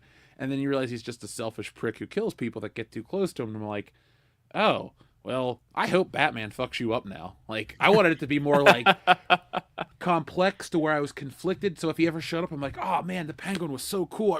Batman, I don't really, my moral compass will be compromised if I root for the Penguin. But after that, there is no chance that I'm ever going to root for that character. I'm just like, hey, I hope you fuck up your other leg. But he's not real, so it's not dark. Xavier to God says, the iPhone is a trash product, and it has been for years. I agree that I am not an iPhone guy. I have an Android that looks like a Wonka bar, so I like my phone. The only Apple product I use is the iPad, and this is what Wokebusters was created on, folks, so I'm not Apple friendly. But I don't like much Apple either. I do have an iPhone, but that's just because my service provider gives me free upgrades after every few years, and if you can't get that from other brands of phones, so it's might as well. Hey, I don't fault you for that. Yeah, free stuff is free stuff. Yeah. People don't take that into account enough. It's people will put up with any kind of product if it's free. Yes. Up next, we have one from our friend Darian217 that says, are we going to have another Buffalo Jeff night or Friday the 13th movie watch party? December has a Friday the 13th. Joker biker button, please. I'm glad you brought this up, Darian217, because today who was I talking to? I was talking to my mom about something because I had to take her to the doctor, and she's like, oh, yeah, on the 13th, I got to go here. And I'm like, is that a Friday? She's like, yeah. I'm like, oh, there's a Friday the 13th. So I thought, maybe we'll do something. If you guys want that, hit 1 in the chat right now. We have over 300 people watching. Hit that tank tread. Woo! If I see a bunch of 1s roll up from every platform, from Rumble, Twitter, and YouTube, as well as Facebook, we'll do it. Remember, folks, we are a channel of the people. I might like The Rock. We talk about the people's champ and all that crap, but we are a channel for the people. You guys say you want it, we'll make it happen. You guys help us keep the lights on and keep things growing, so let us know right now. This is a recent Friday the 13th, because we just had one in September. Yep, and we did our, I think we watched Freddy versus Jason for that one. That's a good one to watch. Yeah. I remember the old AOL chat room days, going on there, talking to people, who's going to win, Freddy or Jason? And then, people are coming in, oh, I saw the movie, this is the ending. And you're like, I don't believe you. I miss those days. Yeah, me too. They're no longer around. Before the internet went crazy. I guess before the internet went mainstream. Because the internet started out way crazier than it is. Mm-hmm. That's true. It was kind of like the Wild West, just and in the way that also not a lot of people were there. Yeah, the edgelord culture I'm not into. That can just be a relic of the past. But people used to share really cool stuff and used to be able to find interesting things. Now companies came in and everything is sponsored by Google and here's an ad. It's like, okay, I understand you got to pay to keep the servers running, but could I finish my article before you try to sell me a subscription? Please? Mm-hmm. It's stupid. But Darian, Let me check the numbers right now. We got okay. I see a tank tread of ones. Okay, we'll do it. Wow. Okay, a lot of ones, and from a lot of different people too. Okay, including Andrew. Thank you, Andrew. You're welcome. Just doing now- my part. Now, Andrew, what Friday the 13th do you want us to watch? I mean, I've only watched the first one. I've yet to watch a Friday the 13th where Jason is the actual killer. I only saw his mom. Yeah, his mom. If you're gonna watch them though, give 2 a chance because 2 is a different beast. Mhm. And then if you're only gonna watch a couple of them, I'd say like watch 2 to see what Jason starts out like. Then maybe watch 4 and 6, and you can call it a day. Maybe 7 if you're feeling like you want to really get into it. But I've only there's seen some the good first entries in all of those cult classic slasher films. First Friday the 13th, First Nightmare, First Halloween. That's it. I've only seen the originals. Halloween is the one film franchise that you never really need to watch another movie. Right. I like Oh, no, leaving. you- I like leaving it open ended. It's like, what happened? Where'd he go? And then leaving it there. Right. That's It's all you more need, creepy man. that way. Yeah. It's more creepy that way. They didn't need to have a zillion sequels, but the sequels, I guess, made enough money to justify it. I don't know. I haven't ever looked at the Well, numbers, on but the secondary market, they made a lot of money because that's the thing. Horror does okay in theaters, but really, its life comes in physical media and basically like Right. network television stuff. horror is also especially more of a Halloween. niche genre. begin with. It's, I mean, every But genre it has needs like its a specific- very loyal. yeah. It's Horror it's loyal fans and are small. like Die Hard. they're. Oh yeah. Well, I mean, they love to see the violence. They can't recreate themselves without fear of jail or death. So I mean, they- same. I guess I can relate. I mean, yeah. Next question. Somebody in the chat's like, no love for Halloween 2. Look, I like Halloween 2. I own the first 3 Halloweens on 4K. And folks, when I tell you about a physical media purchase, that's not me saying, hey, I got this product. It's, I like this movie enough that I will spend money to get it on the premiere format because it's valuable. Halloween, I bought Halloween 2. I got the deluxe edition from Shout Factory on Blu-ray as well. Like, that's a multi-disc purchase for me. I like it. It's just, first off, the music's a little annoying because that Goblin soundtrack, it's just so grating. And secondly, Halloween 2 is a little boring. I know you don't want to hear that out there, folks, but it's the first part's great where it picks up directly from the first movie. But once we get to the hospital, from the part where Jamie Lee Curtis is sedated, and then you're learning about the history of Samhain and a couple things, like when they go to the school or when they go to look at the dental records, it's all necessary to the plot. And it's very good in terms of like keeping you abreast of what's going on. But the first one is just magical, and The first one's fantastic. Like atmosphere, John Carpenter, masterful, absolutely masterful. Yeah, he's he hates Halloween 2. I don't hate Halloween 2 at all. I know he does because he came to a workshop that I was in when I was in college, and he freaking dumped all over the sequels, all of his stuff, and it was a riot. I do like the third Halloween quite a bit. That's my go-to Season of the Halloween Witch, viewing every year. I was about to say, isn't that the one that has nothing to do with Michael? Michael Myers is a TV character in that movie. The guy's Yeah. at the bar, and you see a commercial for Halloween on TV. So the gimmick for Halloween, I mean, one of the first Does things it they were make it like a saying- meta thing? No, one it of the things they were basically doing what- after Halloween, the first one was like, this could be a genre series where we have a Halloween, but it's all a different story that takes place around Halloween. But the first one did so well, they wanted to follow up similar with the sequel. And then they said, well, okay, we've kind of wrapped that story. Let's do what we originally intended. And they did Season of the Witch, and it did not perform well at all. And then they just decided to go back to Michael Myers, which I think, I understood why they did that. But I think if they just kind of pushed it a little farther, it probably would have had a much more reliable, been a much more reliable horror series, because you could expect a fresh new Halloween horror film every year or every other year.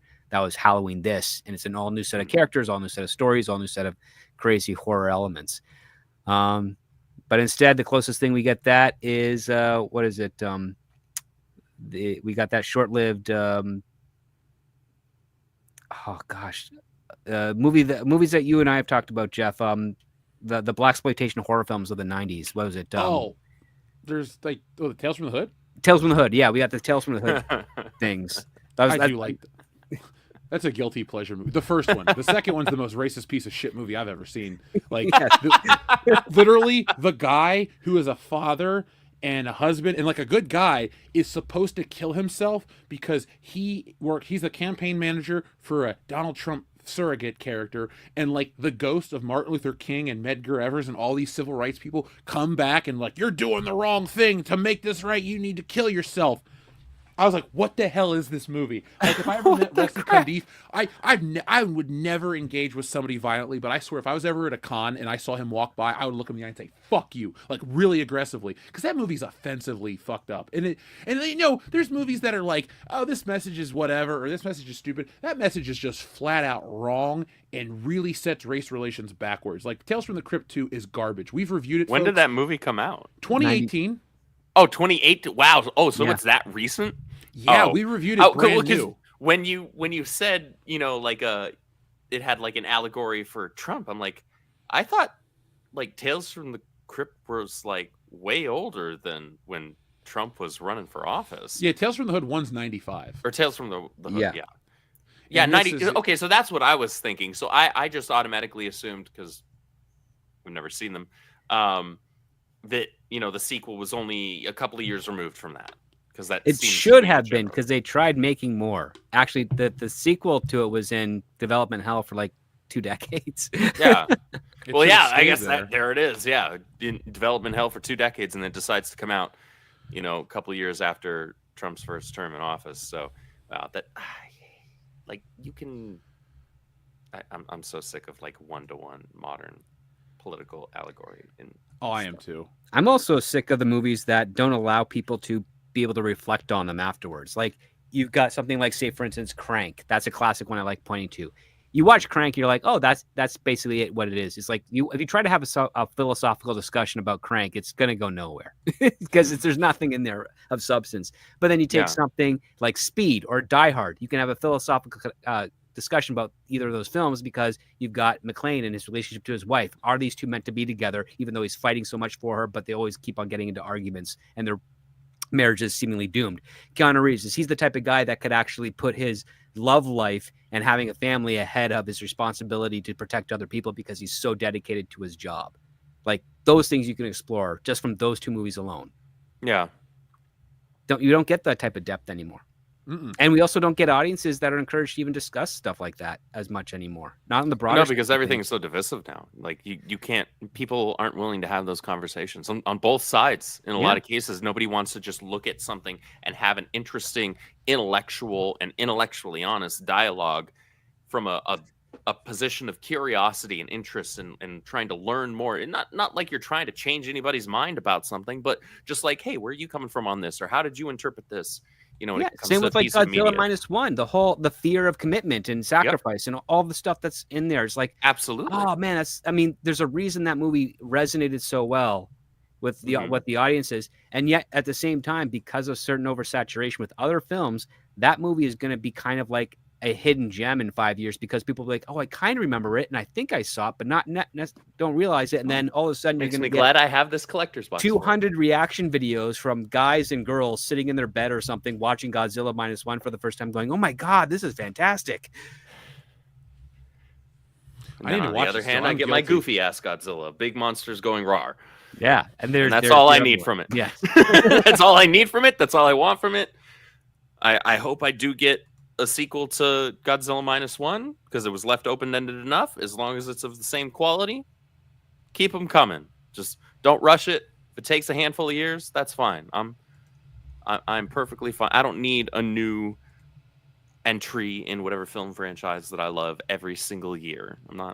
I'm patient. Just make it good. I would like a new James Bond movie before I die. Like, that'd be nice. Don't go on another hiatus. Like, what the longest hiatus was between Pierce Brosnan and Craig? No, Timothy Dalton and Pierce Brosnan. Yeah. Oh, okay. It was 6 years. From 89 to 95, there were no Bond movies. But, I mean, that there was still like an interest in James Bond. They put it on TV. They'd put out the physical media, both Laserdisc and videotape. They did a lot of stuff with James Bond. They still put out Sega Genesis games. There was a Super Nintendo James Bond Jr. game. Like, they were trying to make James Bond still relevant. It's like dead. And I think it's because they're so afraid of the cultural pushback, but people should just grow up, honestly. Like, just shut up. You don't like James Bond. Oh, he's a white imperialist. Who the fuck cares? I don't like half the shit you people watch. What do you mean, you people? You know who I mean. You people with bad taste. But you need to give James Bond a new life. Like, there's only so much time that you can take off of a bad franchise before you need to do something with it to reinvent it. Because everybody likes to say, oh, Pierce Brosnan was a terrible James Bond and his movies flopped. No, his movies were actually the most successful. And when they kept going, like, okay, I'll rephrase it. Diner of the Day was a big hit. It was the most successful of his. None of his movies flopped. They all made hundreds of millions of dollars before you adjust it to inflation. But because people like the newer ones, they try to write this false narrative that they flopped. Right. Like, we just need to go back to like a fun James Bond movie. Like Spectre was kind of fun, but Daniel Craig sucks the fun out of everything. Yeah, I mean, Tomorrow Never Dies is a fantastic Bond film because it's also very relevant to today, where you cannot trust the media. Yeah. Why? Because this one guy used the media to manipulate government so that he could be the number one source of information in the world. It's like, it was a very apolitical villain. He just did it for greed. It's like, yes, let's do some more Bond stories like that. Someone is trying to take over the world in ways that you wouldn't even realize he was in control of the world because of all the levels of deception he has incorporated up to that point, and only James Bond can cut through that and take him out and cause it to collapse. Like those types of fun stories. See, I've never claimed to be a gigantic James Bond fan. I've seen a few of the oh my gosh, I'm blanking. Connery. Sean Connery. I don't know. I'm just bad with names in general. But I've seen a few of the Connery films. I saw all of the Pierce Brosnan films, and I saw the first 3 Daniel Craig films. And I like Casino Royale as a film. It's a good I movie. really enjoy that movie a lot. I don't come from it from a place of, fandom and understanding super deeply the character. I'm like, okay, spy film. Cool. Let me watch this. Do I enjoy it? Cool. Quantum of Solace, not so much. Skyfall, I fell asleep in the theater the first time I saw it, so I had to see it again when it came out on like Blu-ray and rented that on Redbox because I fell asleep. That was a long ass movie, and I saw a midnight release for it, so Same. I was just like, oh my god! It wasn't that I wasn't interested in what was going on.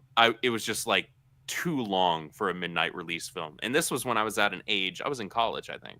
Like You were, because we're the same age. Yeah, so I was still going to midnight releases for like Marvel films and stuff, but Skyfall was just like, I guess that was what my measuring stick was for like how long I could last at a freaking midnight release film.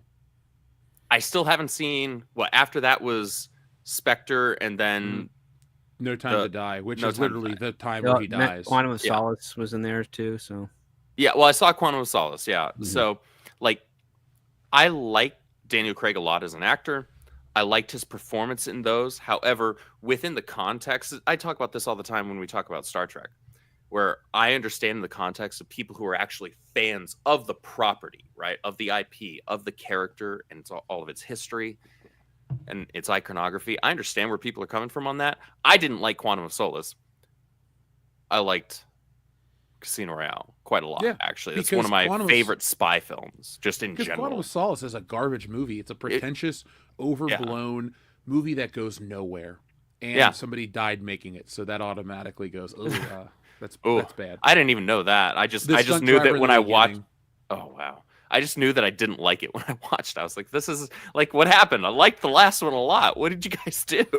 Dude, when you go through the movies, like, I recommend everybody watch everyone, even the bad ones, just to know what they're about. Because none of them are bad movies. They're just not the best James Bond. But, like, give Honor Majesty's Secret Service a shot. It's different. Do you like movies from the 60s?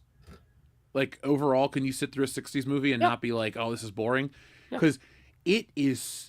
I tell everybody that hasn't seen it, like, watch it. Watch it around Christmas. It takes place at Christmas. James Bond has to infiltrate this layer, because I can't really spoil it for you too much without, ruining the fun. But, like, you got to watch it, because he meets his wife. He does this. He does that. Like, there's so much that goes on in that movie. And it's the one time where Bond's played by a different guy. And, like, I think the guy does a good job because he's, like, very aggressive. Like, his James Bond... the actor accidentally broke a stuntman's nose. Like this dude, when he punches, he like goes through the punch. It's like a comic book character. Like Connery has some okay fight scenes, but like go back and watch them. They're kind of slow. And Roger Moore, he like karate chops you like this and then like kicks you like that, and then the stuntman just does a front flip. Those movies are different. They're different, but George Lazenby, who was the actor who played Bond in that film, he was an accomplished athlete from Australia, if I'm not mistaken. And he could actually do the skiing stunts, and he had to fight with the production because they said, we can't have you do the ski stunts. He's like, but I know how. He's like, yeah, it's insurance, and also if you die, he's like, I'm not going to die. So what you're saying is he's not Tom Cruise, where he says, I'm going to do this thing, and y'all are going to deal with it. Well, this was one of his first gigs because he was not really an actor properly trained. He was kind of plucked out of no obscurity. Right. So he had no leverage to say, I'm going to do this, and you're going to do that's it. Fair. But I will say this, I think Tom Cruise took a page out of his book because he probably heard that story because it went around for decades afterwards. And Tom was like, I'm going to get myself to the level where I'm doing that, where I'm jumping out of a plane without a parachute. Well, that's one of the things I respect most about Tom, outside of obviously he's always good to his fans and appreciative of them. Like the man, you cannot accuse him of half-assing anything, really, when it comes to his movies. So I appreciate that. Or in real life, I actually believe he's a human being in real life. That's how good of an actor he is, and not a robot. Something I find interesting about Bond, before we move on, is I think one of the issues that people might have had, looking at just small clips of what I've seen of other Bond films, and then the ones I've actually seen all the way through, one of the issues that people seem to have with Craig's Bond is Bond seems as a character, something that is really integral to him is this charisma that he has about him, right? He exudes this charisma, this sexuality isn't really the right word, but like no, it is. Maybe it is the right word. But he's like the risk of sounding freaking gay, like he's the sexy male spy of like he gets all the ladies because of that, right? Yeah. Like the ladies all freaking want to sleep with him because the dude's, good looking and he's got all that charisma. He oozes charisma. You don't get that from Craig. Because he's a beaten down old man. Yeah. He doesn't look like the attract. Because you look at somebody like, younger Pierce Brosnan, right? And the way that he played Bond, you're like, okay, I get why all of these, hot chicks are throwing themselves at him, right? I don't get that with Craig. And maybe that's why his Bond girls were of a different tier, in my opinion. I don't know. I thought Ava, what was her name? Oh, Eva Green? Ava Green was pretty smoking. She's one of my favorites. From the, she was the one in Casino Royale, right? She was the one in Casino Royale, yeah. She doesn't do it for me. She's pretty. She's not ugly. She just doesn't do it. For me, I would have been... I really like her. I would a lot. I would have been more about Halle Berry, honestly. Yeah, but Halle Berry can't act for shit. So. No, she can't. She was also a horrible Storm. Yeah. She's as somebody who's a big Storm fan, she doesn't exude Storm's energy. Like she's a little too demure. I love people that chat. They're like, "What? You don't like Halle Berry?" Sorry, she was terrible in Die. Everything about Die Another Day is pretty crap, except that car chase. That's fair. And the opening scene. I like Pierce Brosnan. He's my favorite one for very personal reasons, but I mean, you can't go wrong with the Sean Connery movies. Mm-hmm. I mean, Sean Connery is just like that's what I'm talking about. Like he oozes that charisma, right? There's something about it. And he's just kind of standing there and he's got it. Right? He doesn't even have to do much. Well, you got to remember, too, when they made that movie, there were so many people that were trying to create that image for him. Like, go back, if you ever are gonna go into these movies, check out the history, because they do documentaries on every disc. Like, Sean Connery was rough around the edges. It took the director, Terrence Young, to come in and teach him how to dress, how to act, because he was a real English gentleman. Sean Connery was a gruff Scottish guy. Yeah. Mm-hmm. But all these pieces went in to create this. And it worked. It created this like iconic thing that has stood the test of time. And I just think today's audiences would react. It's the internet critics that really have no power. that Eon Productions is afraid of, because they're like, oh, the feminist think pieces. It's like, look, the whole angle is guys want to be James Bond, women want to sleep with him, and the women that don't want him aren't the kind of women that would watch the movie anyway or buy the merchandise. So don't worry about the cat ladies. Give them Hocus Pocus and Agatha Harkness, and let normal people watch. Hey, James Hocus Bond. Pocus is a fun movie, all right. I saw it in theaters as a I kid. can't speak don't to dislike it. to Agatha because I'm not wasting a minute of my life on that. I'm good. I'm okay.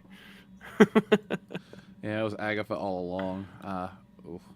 Let's Booing Andrew about Ava Green. Like I just said, I don't think she's unattractive. She just doesn't do it for me.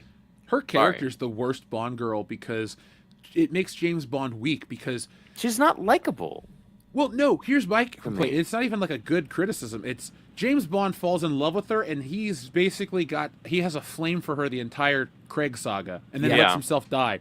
She's a 23-year-old girl. James Bond is so pussy whipped by some 23-year-old chick.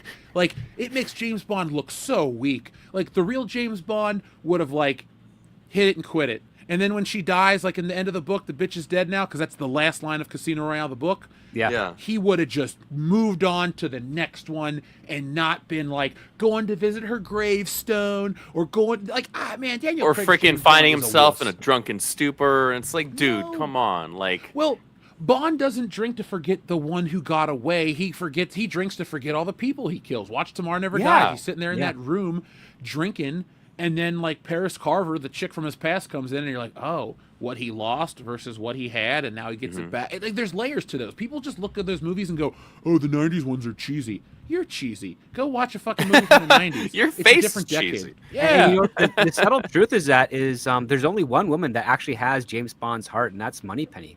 Mm-hmm. And it's He does not, love her in a different way, yeah. Yeah, it's just a complete. It's the one where he's like she's the woman that he would have if he was not thrown out.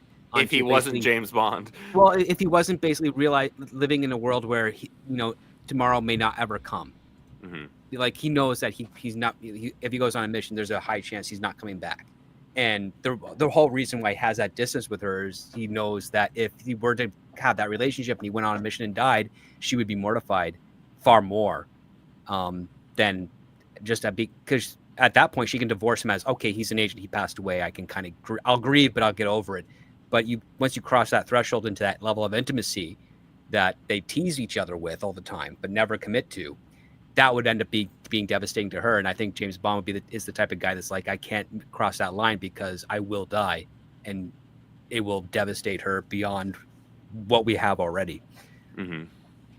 Like they say, the story of their relationship, close but no cigar. And then she throws the cigar in the garbage. I love. Yep. Samantha Bond was a good Moneypenny. Her and Pierce Brosnan were as good as Lois. They were a good Maxwell pair. And Sean Connery. Yep. They were a really good pair. Well, folks, that has been my TED Talk on James Bond. I clearly watched Dr. No on Saturday and have been thinking about it ever since because it is an awesome movie. So It's okay. You're lucky I didn't go on a freaking rant and tirade about Mission Impossible because they dropped a new trailer for it, and I'm stoked about that. You know what makes me sad, though? No one's talking about Mission Impossible 8. Or is this 9?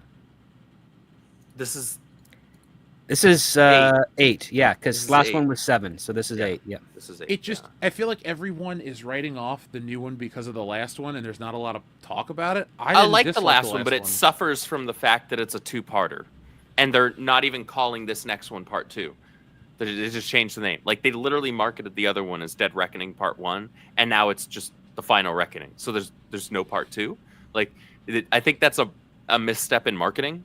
And I think it's to save the marketing because Part 2, I didn't see Part 1. I'm not going to go see Part 2, and you know. Maybe, but I don't know how they're going to finagle like it making sense and getting the audience caught up without having to spend too much time on it. Well, yeah, because you're at the risk of saying, well, why'd they make the first movie if they caught us up with in the opening of this Exactly. Like, is there no point to watch that one? Because like I liked the last one. It's not my favorite one. I liked the 3 prior to it more, but I still enjoyed the hell out of it when I saw it in theaters twice. So I don't know. I hope the next one's good. I've yet to be truly. Hey, freaking dog! Don't pay no bills up in here to be barking like that at 10 p.m. I like how you base it. You're straight, like, your dog doesn't pay bills. It can't talk shit. It's like, okay, I get it. Now let's get your dog a job, and then he's going to talk shit to you all day, every day. He starts paying the water bill. He can talk a little shit. That's fine. Yeah, because he drinks out of the toilet so much. Doesn't do that, but we do refill his water dish pretty frequently. I think it's one of the unfortunate things with Mission Impossible is that there's not enough to criticize in this sphere, so nobody talks about it. I've heard only a couple of people mention it, and it's only like super in passing and very much comes across as, okay, you're not a Mission Impossible person. You didn't really pay that much attention to the prior films. You just know the branding, and you're like, oh, well, the last one didn't do super great in theaters.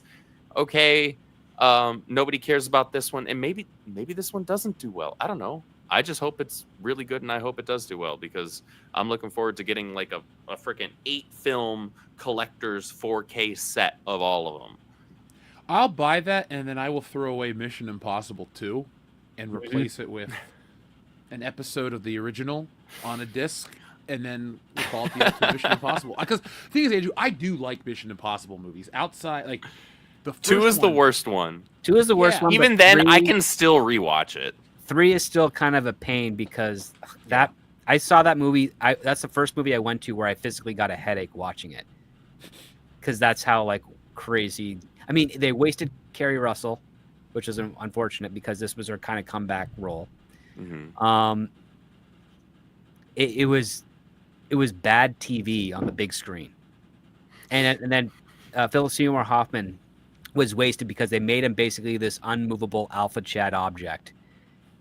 And oh god, it just, it took some good ideas, which is they made the IMF big again, because I like the fact from the De Palma thing that IMF was big, and then they made it small in Mission Impossible 2, then they made it big again back in Mission Impossible 3, and now it's tiny ever since afterwards. It's just Ethan Hunt and in a small team, which is not what Mission Impossible was. It's like, but oh man, yeah, those 2 films, they were duds in my opinion, but 4, 5, 6, even the one with Jeremy Renner was at least better than I expected it to be, because they were Ghost Protocol. That's my favorite one. Yeah, because they were essentially going to be handing him off as to replace or to succeed Tom Cruise afterwards, but didn't end up working out. I loved his character. Actually, the thing that annoys me about the franchise more than anything right now, more than Mission Impossible 2 being kind of subpar, I actually like 3. But I can rewatch all of them. I don't skip any of them if I do a franchise rewatch. What makes me annoyed is that Jeremy Renner's character just disappeared.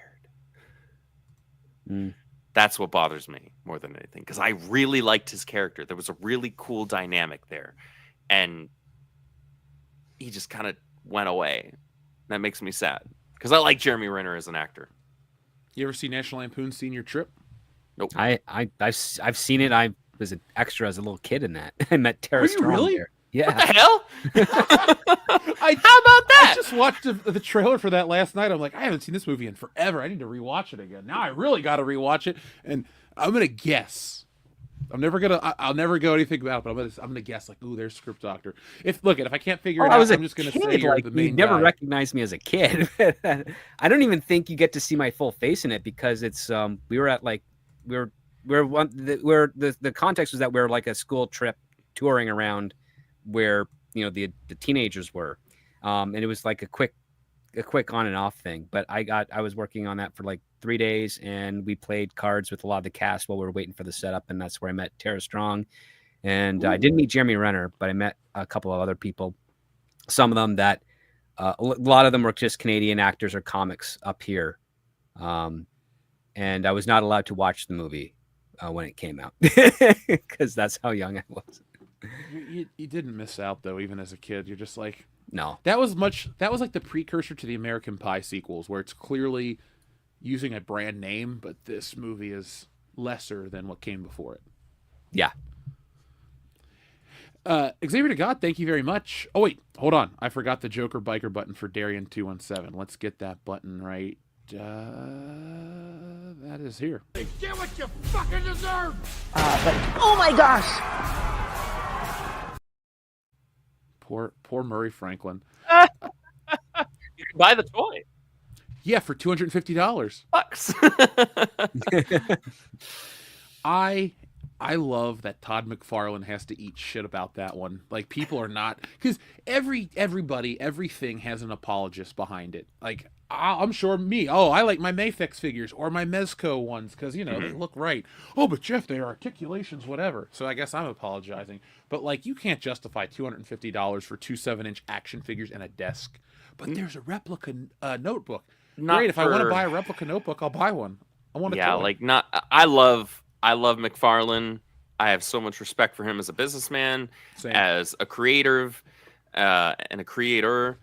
I have quite a few of his DC multiverse figures, whether it's from like the DC animated stuff or if it's from the comics. They're all very specific. They're either like Flash related, or they're Batman Beyond, or they're like Teen Titans or Titans. Because otherwise I'd go crazy and I'd just buy too damn many. However, there is no version of reality where you could convince me to spend $250 on standard McFarlane figures. Like the one of the most like compelling reasons for buying McFarlane figures is because they're pretty good quality for the price, right? And they're a little larger too, so it's nice. Like you get a little bit more detail on those, especially if they put a little more effort into them.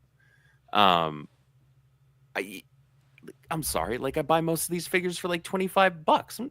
You can't. So 2 figures, okay. So at best, let's say that they're his gold line, right? And those are usually like maybe $39.99. Okay, so $40 times 2 figures, that's $80. And then a cheap desk, pennies to produce. Like that math isn't mathing. It should be an $80 set, to be perfectly honest. Yeah. That is what that set is worth. $80 at best. And dude, I just got 2 Japanese imports with shipping from Japan for $164. Like, in what world is Todd McFarlane thinking, "Oh, I'm going to outperform these 2"? It had to have been a licensing thing. It had to. Honestly, there's no other justification because none of his prices for all of his other stuff is like really bang on. You're like, I agree. Yeah, that's a really fair price for what I'm getting. $24 for a figure with a bunch of accessories. Like, I may not like his toys because I think they're poorly made in terms of like the plastics he uses, but like that's a personal preference. But yeah, sure. that I'm glad you knew that story. It's such an outlier to the rest of his stuff. Right? Price wise, it doesn't make any other sense beyond like, oh, you got like really taken to town on the licensing fees for this. So you're trying to make a little bit of that back, but unfortunately you're not gonna. Did you hear about the Ghostbusters thing they're trying to fund? Speaking of expensive toys, is this a McFarlane thing? Oh, it's just a crowdfunder for Ghostbusters. It's like $600 for a car. Oh, they're going to do the Ecto one? Yeah. Are they going to make it to proper scale to the original figures? Is that why it's so expensive? Well, how big is this thing supposed to be? Okay, I don't think the price is worth it, but I got to give them credit. For the price that you pay, it's to scale with the Hasbro figures. You get all 4 Ghostbusters from Part 2. You get Louis Tully. You get the ghosts from Part 1. You get Slimer. You get the slime blower packs. Like, it's a Is the Ecto metal or plastic? It's plastic, but it lights up and it does like $600. I'm sorry. Yeah, it's crazy. No, $600. Priced. I had gosh, what was this back in 2018, 17? One of the two. I want to say it was 18. They did those limited green Ecto 1 like metal cars. Do you remember those? Yeah. By the way, I misspoke. It's $400 for this edition, but it's still worth that. Yeah. I had one of those. Those were going for insane prices from scalpers. I made a little money off of mine. I'm not going to say that on air, but I made a little money off of mine. Look, I could sell my Ghostbusters Proton Pack and Trap and Wand and make a profit. It goes for $2,000. I paid $499 for it. If I really wanted to be, because I left mine in the shipping box, so I could just sell it to anybody. It's as good as gold. Unopened. Yeah, dude, I don't buy to reinvest. I buy what I like, but I hold on to what I know could, like, basically I'll open it when I need it. Why open it and just look at it? That's so stupid to go, oh, it's here, let's look at it. Okay, that's it. No, you just literally threw away $1,500. But you know, I could resell it and reinvest and get myself anything. Hell, you can make a house payment off of one of those fucking things. I make a rule that I don't buy anything that's a collectible with the intention of flipping it. If I'm buying it, it's because I genuinely want it and want to display it at some point. Like, I have some figures coming in with some resin statues. We're talking like 18 inches coming in within the next probably half a year to a year. Those are going to be worth some money. I'm not gonna flip those. I'm gonna invest in some nice, like, you know, those clear glass cases that open in the front with the doors and have like the lighting on the base and everything for each shelf. I'm gonna probably invest like $300-400 in a nice set of those shelves, but then like put those in there, and that'll just be like all the crown jewels of my figure collection will be in there. And then I make sure to put it on stream so I can write it off. Now I really respect you. I'm gonna do unboxing for all of them bitches. Why do you think I have done streams about Hot Toys Spider-Man and hey folks, let's do a video all about this collection of toys. Mama didn't raise no fool. Screw Uncle Sam. He can kiss my whole white ass. The whole ass. Okay, not just the whole part of thing. Got it. The whole thing. Xavier to God, thank you. Carol is my only Miss Marvel that I respect / acknowledge. I just ignore Miss Marvel overall, but I get where you're coming from.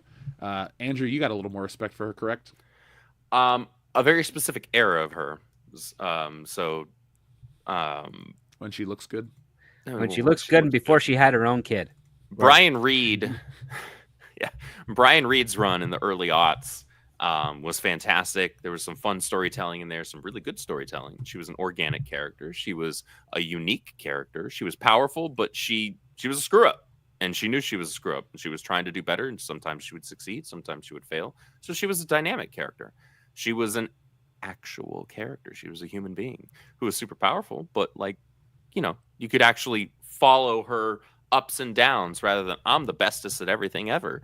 That Carol, if all they had done was say, okay, we're going to give her the title and we're going to give her the suit and called her Captain Marvel, but left her character alone, I'd have been on board with it. Instead, we got Kelly Sue DeConnick making her an insufferable twat and threw out decades worth of character development from her. And the rest is history. Unfortunately. Yeah, a lot of it's history that I'll never read. I only like her when she's in a comatose state because of Rogue. And that's fair. That is See, fair. that's where you go read some of the earlier Monica Rambeau stuff, because she's like figuring it out, but she's also sexy and she's acknowledges that, and it's fun. And her relationship with her parents is really cool. So good old Secret Wars is my go-to for her. But yeah, Rogue is a figure or a character I like. Figure. I have Rogue. Yes, both. Actually, Rogue has a figure, that's for sure. Rogue has a figure.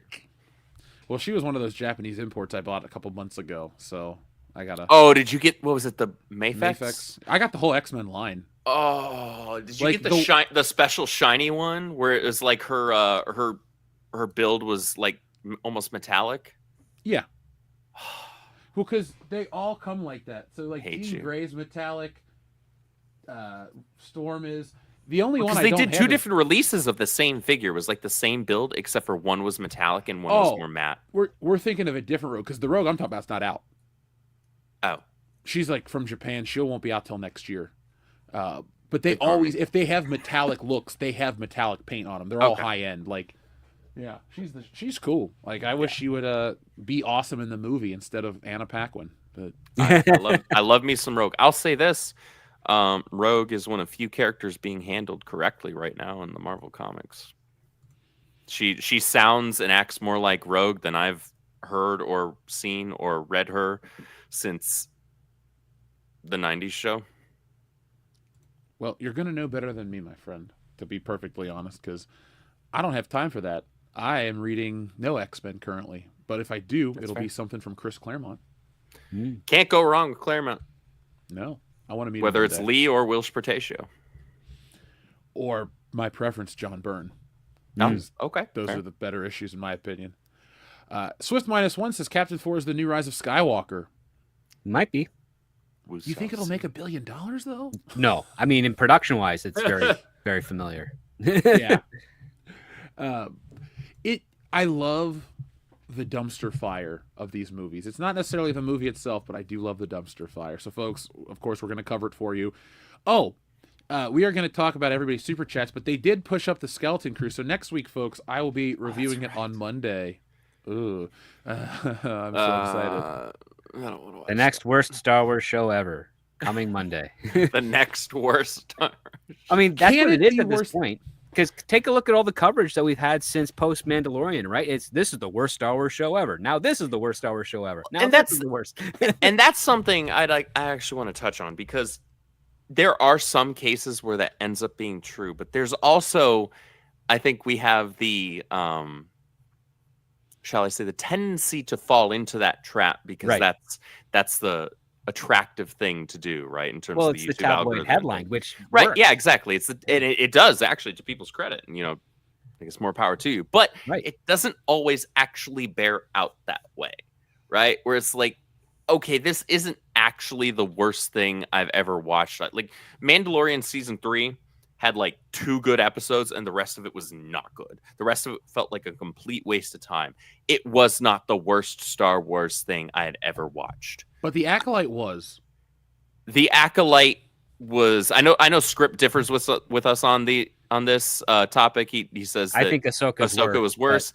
The Acolyte is bad. It's just I think maybe the differentiating factor there for me is that at least Ahsoka is a character where it's like, so I know you had character growth, and you're a character I'm familiar with, and so there's this rock and a hard place scenario where the character felt like she was just like this stale, soulless version of the character in that show, but at least it was a character I recognized. Whereas in The Acolyte, they were presenting me with all of these characters that I could not give two pisses about, and the writing was bad.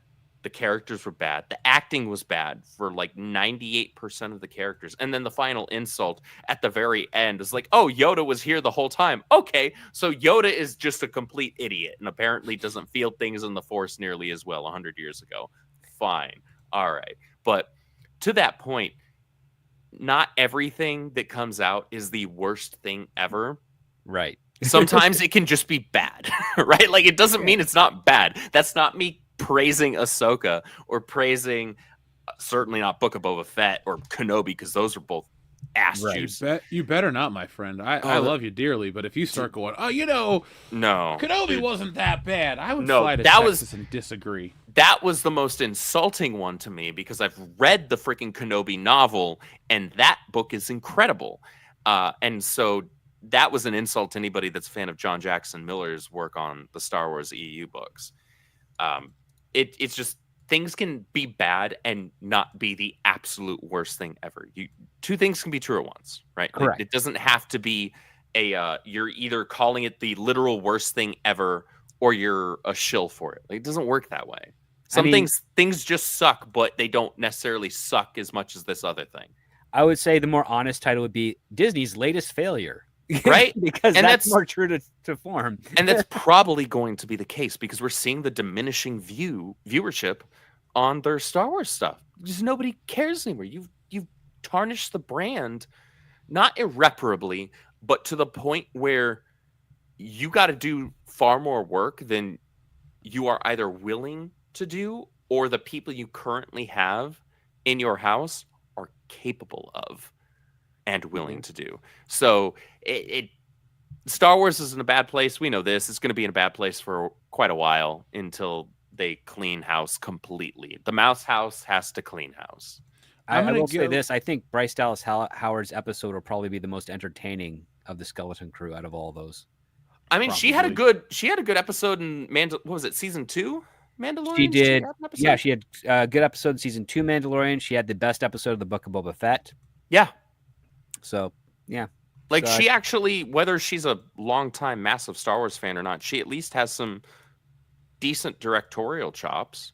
Well, she's she's a filmmaker and a legacy first. I mean, daughter of Ron Howard. Ron Howard was the kid of his dad. Family was in the entertainment industry as well. So she's third generation. But she's also proving her mettle. Like, that's the other part too. It doesn't matter that she's a fan. She's like, I'm a filmmaker first. My goal is to make this story the best it could possibly be. That's what she did. And then you get I'm very happy. And her episodes wound up being kind of highlights. Yeah. And I'm so happy that Dave Filoni's name is not anywhere on there for directing an episode, because then we're just gonna have long, drawn out shots of this character staring off into nothing. But that's dramatic. That's the Rian Johnson way.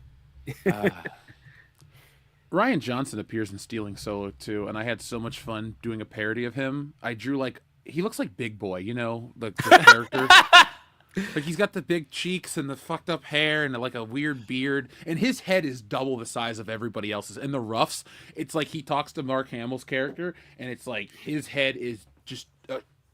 Go back and watch the episode of Rugrats, folks, where Pat Sajak appears and his head is this wide. That's Rian Johnson, and it's perfectly round too. So, did you capture the how he tries to hide his portly figure?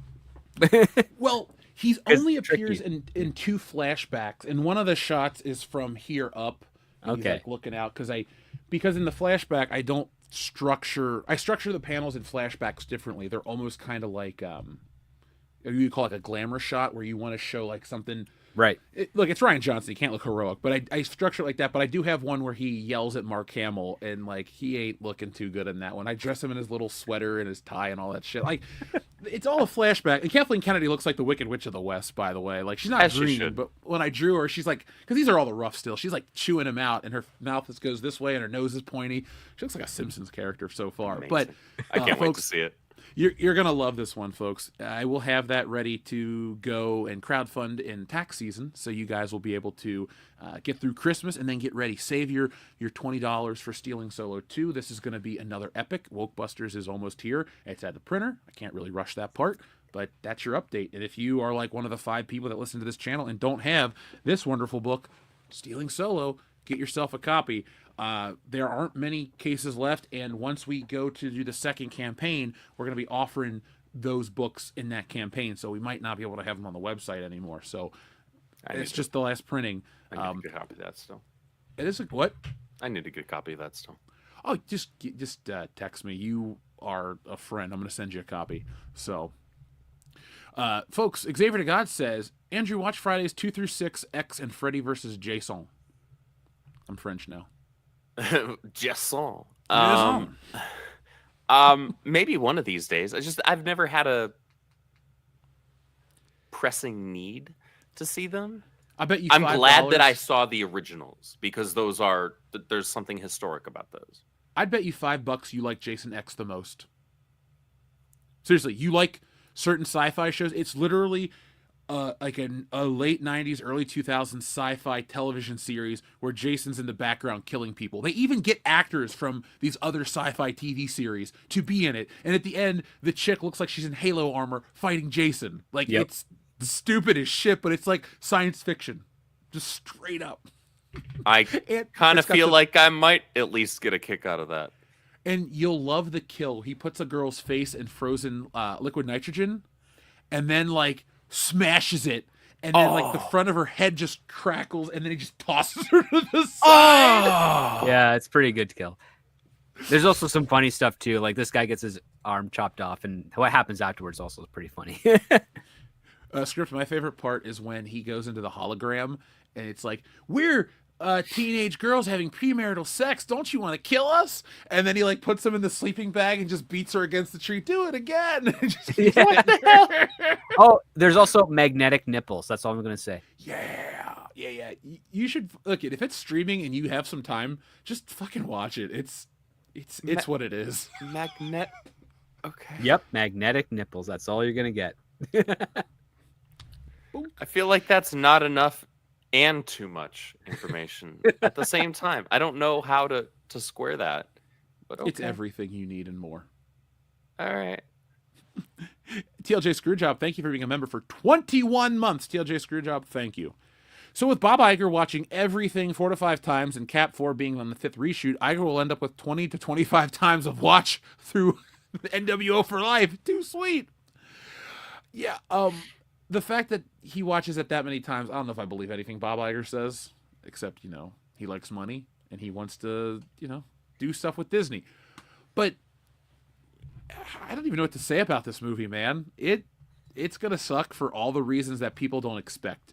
Like, I know people are like, it's woke, it's this, it's that. There are people that aren't going to watch it for that, and you guys are justified to have your own opinions. Right. I think the movie will flop because it sucks. That's why I think it'll flop, because I don't expect... And I think Marvel really is past its expiration, but they just need to do something exciting. Yeah, I don't think power to the fridge. That's why. Yeah, I don't think this movie is going to be failing because the race. It's not even a race swap. It's just they did the all new, all different Marvel thing where Sam gets the shield and the title. I don't think that's why it's going to fail. I think people have just lost interest in the MCU because they've had such middling performances as of late, with the sole exception, plural if we want to count Guardians 3, Deadpool. And I haven't even seen that yet. I still haven't even seen Deadpool and Wolverine. And that performed very, very well, even though from what I hear, it's like, okay, so it's fun, but it's like nothing amazing, right? It's a fun film, and that was enough to get people's butts back in the seats. But that's the problem. Marvel hasn't been doing that with any of their other films. And so the bar is set that low that all you need to do is make something fun for people to have genuine interest in. Okay, so clearly that should tell you something about the quality of the rest of your slate. Nobody has interest in the characters, the property, the story, and the quality turns them off. The MCU absolutely needs to go on a hiatus because they don't have it anymore. It's gone. It's done. I don't see them recovering at this point. There's nothing in their slate. Look, you can tease and showcase that Robert Downey Jr. is coming back, but he's playing Doom, right? And you can, maybe they do the bait and switch in maybe a positive direction for once, where they bait and switch like it. Oh, he's still gonna end up coming back as Tony Stark in some form or fashion. I'm not willing to say that won't fix it. However, I would be hard pressed to be convinced that that's going to fix it alone, because there's not enough there. You might have a one-off, right? Because let's look at what was it, Phase 4?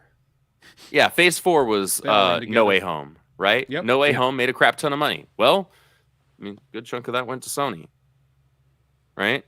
And then what followed it up? Multiverse of Madness. Multiverse of Madness, which was horrible. And that as well. Like, both movies, not good. Multiverse of Madness made like a little bit of money, right? Like, well, I mean, technically, it came under $1 billion, but it technically didn't really squeak out much of anything. I mean, right? It did net something, but it was pretty infinitesimal. Right. If it did, and if it actually did, I don't know. Again, we're finding out that these Marvel films have a far larger price tag than initially conveyed. Right. Yeah. But to my point, like, you're getting maybe 1 in 10 films doing something of significance and landing with audiences. In the last 9 years, yeah, that's pretty bad. That's really bad. I mean, for Marvel, that's really bad. For the normal metric of successes to failures, that's actually bang on. Like 90% of the movies made per year are usually considered flop or garbage compared to the 10% that are great. But as you know, 90% of the movies made per year don't have the budget of a Marvel film. But that's very true. So they're not and they're also not spending from the same studio. So right, yeah. So yeah, exactly. So it's not like the same studio is spending the amount of money that requires them to make $1 billion at the box office in order for them to net something positive, right? The vast majority of films are not doing that because they don't need to.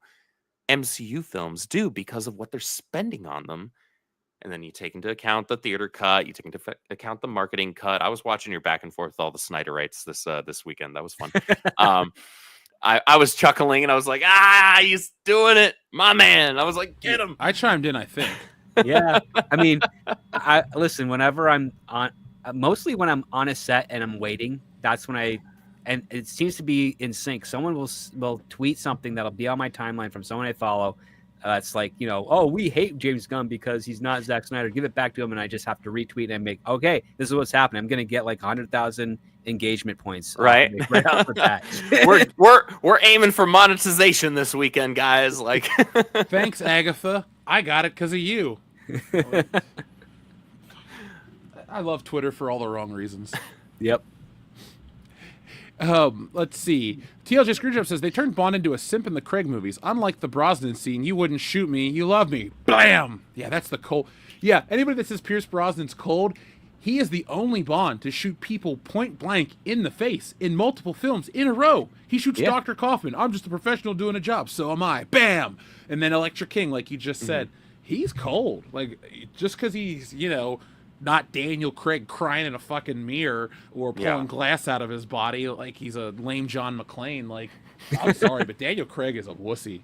Like, as an actor, as a James Bond, as everything. Like, his new movie that everyone's going on about. Hey, good, you wanted to play a gay character. Awesome, you're an actor. Act like you actually give a shit in this one. That's what I can tell when I watch his other movies. He doesn't want to be here.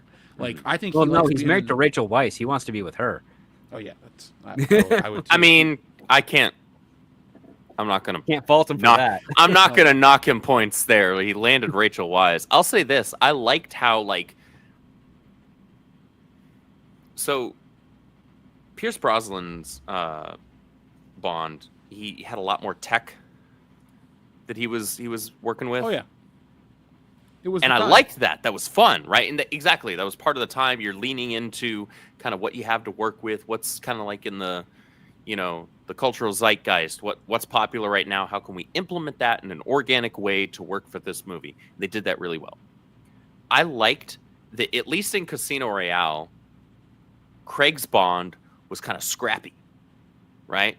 I liked that. I was like, okay, so he's not an attractive Bond. He's not a particularly charismatic Bond, but at least he's kind of scrappy. That's something different. That's something new.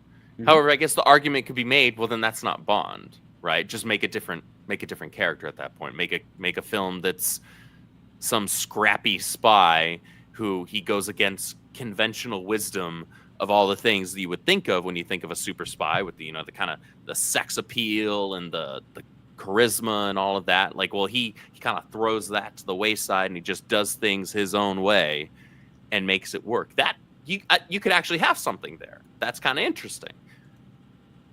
I did like it. I think they should have had it start like that and then evolve into the regular James Bond. That would have been better. Not take 5 movies to keep going on about until he dies. Yeah. No, I'm with you there. Like, have him evolve into that. Like, okay, fine. First movie, you lose this girl, whatever. Get over it in the second film, and then evolve into classic James Bond. That would have been the way to go, because then you're actually telling kind of an origin story there. Yeah.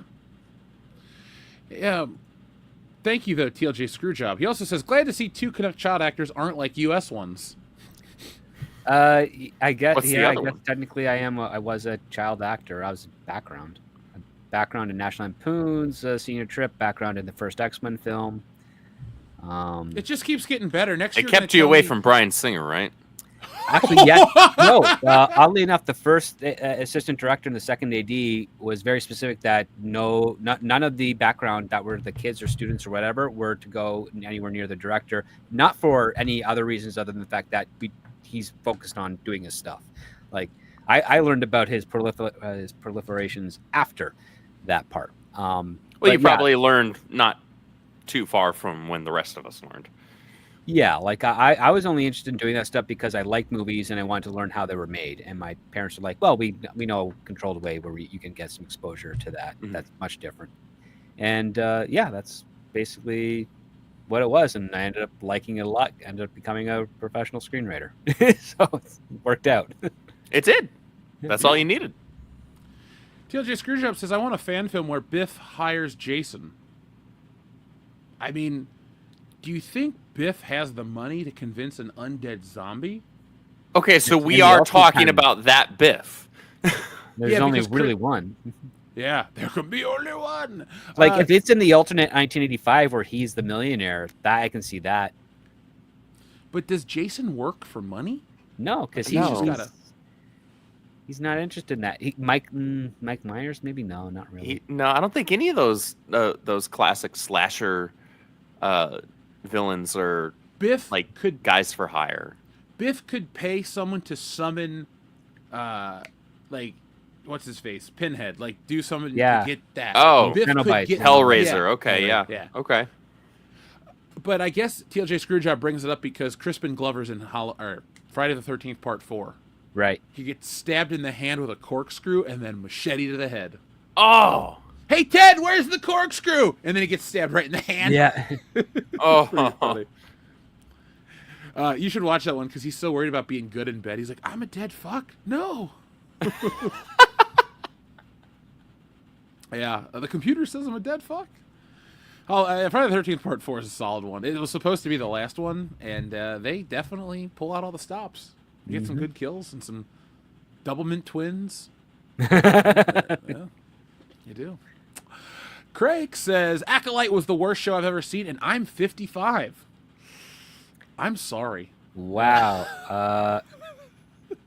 There are definitely some really worse shows out there. I mean, I guess it's all kind of subjective to a point, but I always worry when that's the reaction. It is subjective. So if that's the worst show that you feel you've ever seen, more power to you. I hated it. That was a waste of my time, a waste of my life. I wish I could get it back. I wish I spent my time doing something else. But unfortunately, or fortunately, y'all showed up for Jeff and I crying and bleeding our way through. We didn't really reviews of cry. those. Now, hold on. There was no tears. There was no literal tears, but it was painful. There was pain. It was lots of pain. painful. It was being hyperbolic. I mean, I've seen shows like Caillou, which is a kids animation show, and I'm like, that's horrible. I saw The Flash season 3, and that made me more mad. Yeah, that's pretty bad. But I'm also a major Flash fan, so that there's bias there. There was also Manimal from like 2000.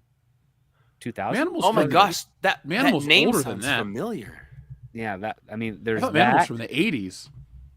I'm just trying to think. Like there has been some horrible shows that are that are worse than Acolyte. But man, if that I don't disagree that everything that you've seen Acolyte is probably up there at the top. It was a bad show, no question about that. Manimal. I mean, you could also see like the Netflix thing. What was it, African Queens with the Black Cleopatra? That's probably worse than Acolyte. Oh, God, yeah. I don't care what they taught you in school. My grandma said that Cleopatra was black. Like, That's in the show. Sure, Jan. That looks like Animorphs. Yes, because That it is- predates that- exactly. Yeah. That It predates imagery. it, though. Oh, it does. Okay, This I'm is not from familiar. With it. 1983. Yeah. Oh, because it predates it by like a decade and a half, or a decade. It's about A a minimum of decade. 10 years, because I think Animorphs was like early 90s, but like 95, 96. I was gonna say like it's early mid '90s was Animorphs. Yeah. Yeah, Okay. because I remember there's a short-lived television show. Yeah, wasn't it shot in Canada? Yes, it was. In fact, the Ashmores, Sean Ashmore was in that. That was in, I want to say 97 or 98. The watched Ashmores? it So as they a must kid. have been like little kids at that point then. Oh, right? no. Aaron Ashmore and Sean Ashmore were born in 79. So they were like 20 when this was made. Are we thinking of the same people? Yeah, they're Yeah, the twins. Iceman. One of them was, they both were on Smallville. One was Jimmy Olsen. Yeah. Oh, Yeah, he was like 40 when he was doing that. They're young-looking guys, yeah. You know, the other one was Iceman in the X-Men films. Yeah. no, I know who they are. Yeah. I'm just. Wow, they're that old. Yeah. I had no idea.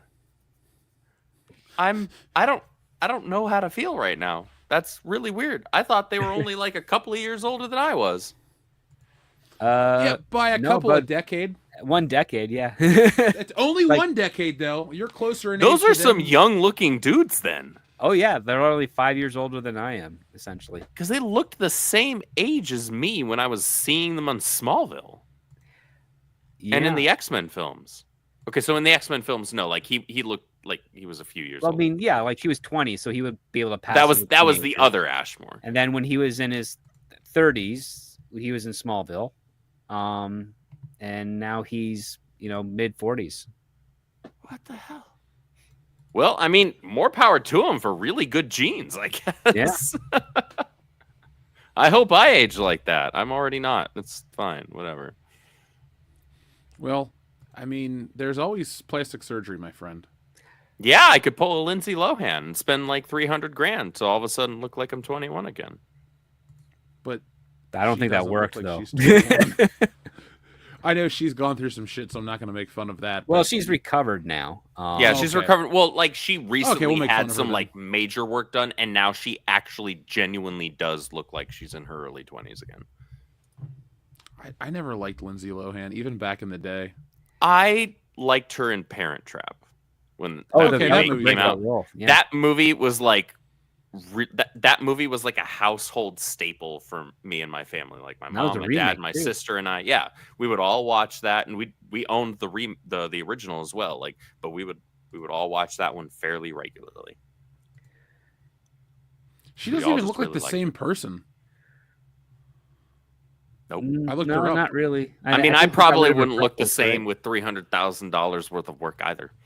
She has a different face. Like, completely different. Hey, good for her. I mean, she doesn't look bad. I'm just like, Well, who is considering what this? she looked like, I don't know, a couple of years ago after everything that she'd gone through. Well, she was Disneyfied, and Yeah, then she was Disneyfied, and you got the drugs and all of that. Like she went through some stuff. Some of it personal choice, other, not as much. But like, Somehow, though, her mugshots don't look that bad. Just saying. I'm looking at her. I'm like, oh, shit. Okay. Even with just the like mugshot. I still would. I don't really like. Never mind. Prison women aren't my thing. I saw a lot of those movies growing up. I learned early. You stay away from prison ladies unless it's Pam Grier. But Okay. So guys, is there anything else we should bring up before we go? It's late. It's Thanksgiving. It's a weird week, and we got videos to make in the hopper. Is there anything you guys want to say? No, I think we covered some great stuff tonight. I hope everyone out there enjoyed the show. We had a pretty good turnout tonight, actually. Oh yeah. For a holiday week, we had a better turnout than last week. Well, because the channel's growing, my friend. Thank you to all the people that found the newest video. They're like, hey, I like this channel.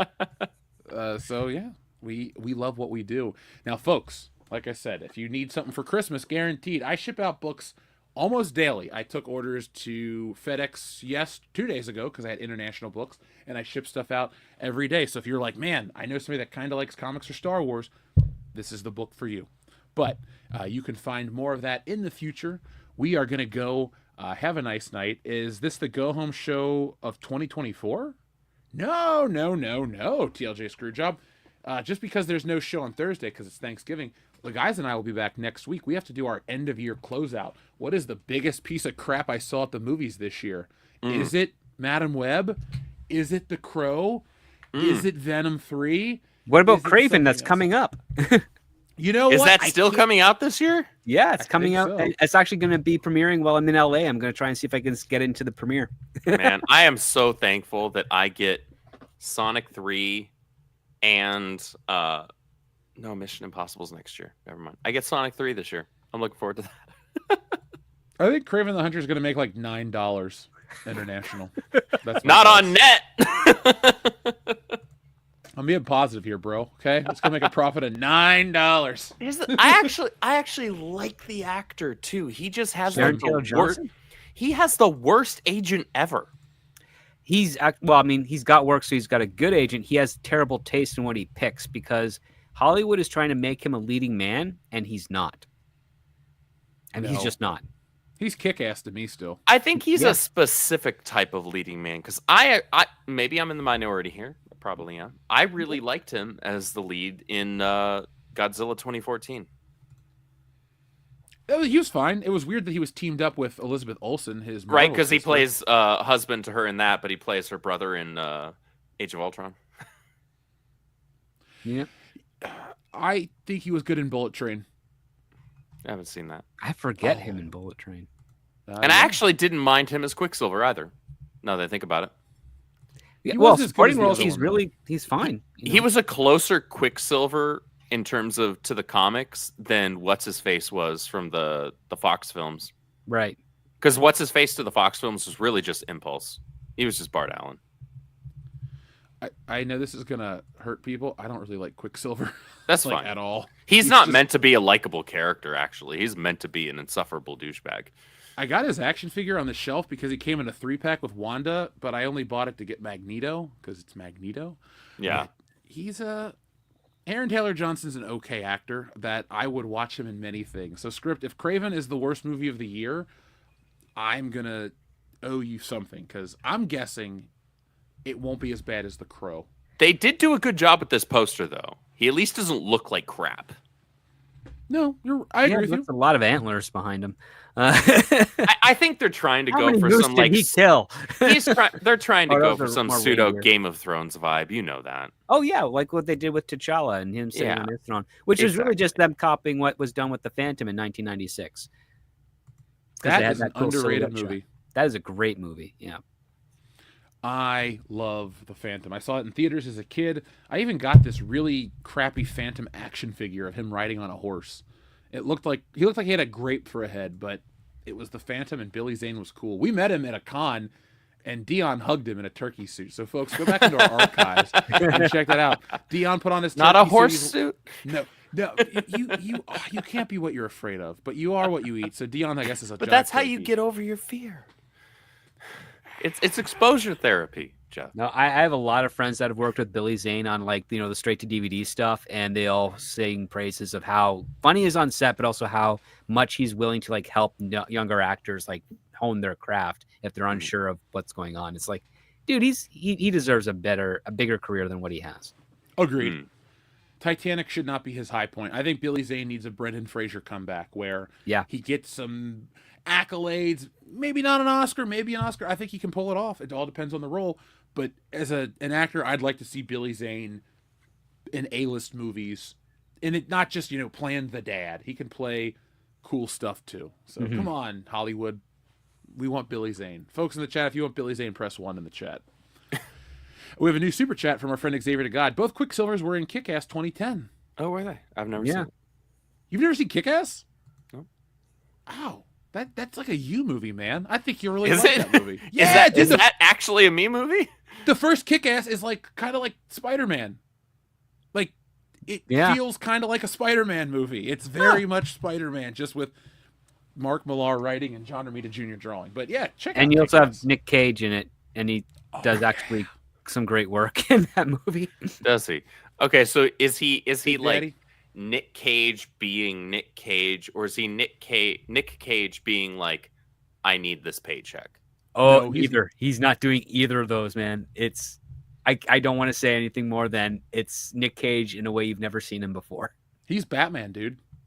Yeah. Essentially. Essentially, Big- Bat Big Daddy and what is it? Hit and Girl? Hit Girl. Yep. Or Batman Isn't and Jim Robin. Carrey in one of those as well? Don't watch the second one. That's the second one. Oh, he's in the sequel. Okay. Yeah.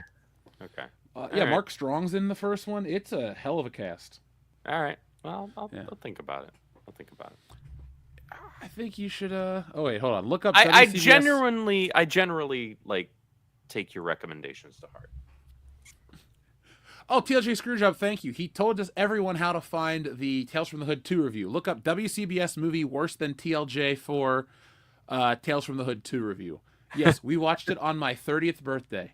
That was a waste of a birthday. You we spent closed- your birthday on that? Okay, so the guys came to town because we were celebrating my birthday and we were closing out the first Stealing Solo. So we rented a bar, Stealing Solo was great, we did all the stuff, and then the next morning we got up and we're at this Airbnb, and my mom's like, I'm gonna make you guys breakfast. And then she ended up making us lunch as well after that. But anyway, we're watching movies, and we started watching Black Dynamite, and then we found out that Tales from the Hood 2 was on HBO, or no, not HBO, Amazon. It's one of these streaming services, and we were so excited to watch it because we loved the first one. And I wish we could have filmed our reactions. I felt like somebody just smacked me in the face. I was like, "Are you serious?" That sucks. Yeah. You spent your birthday on that, man. I am so sorry. No, Can't I've had take that worse back. birthdays. That's okay. I've had worse birthdays. It's not a big deal.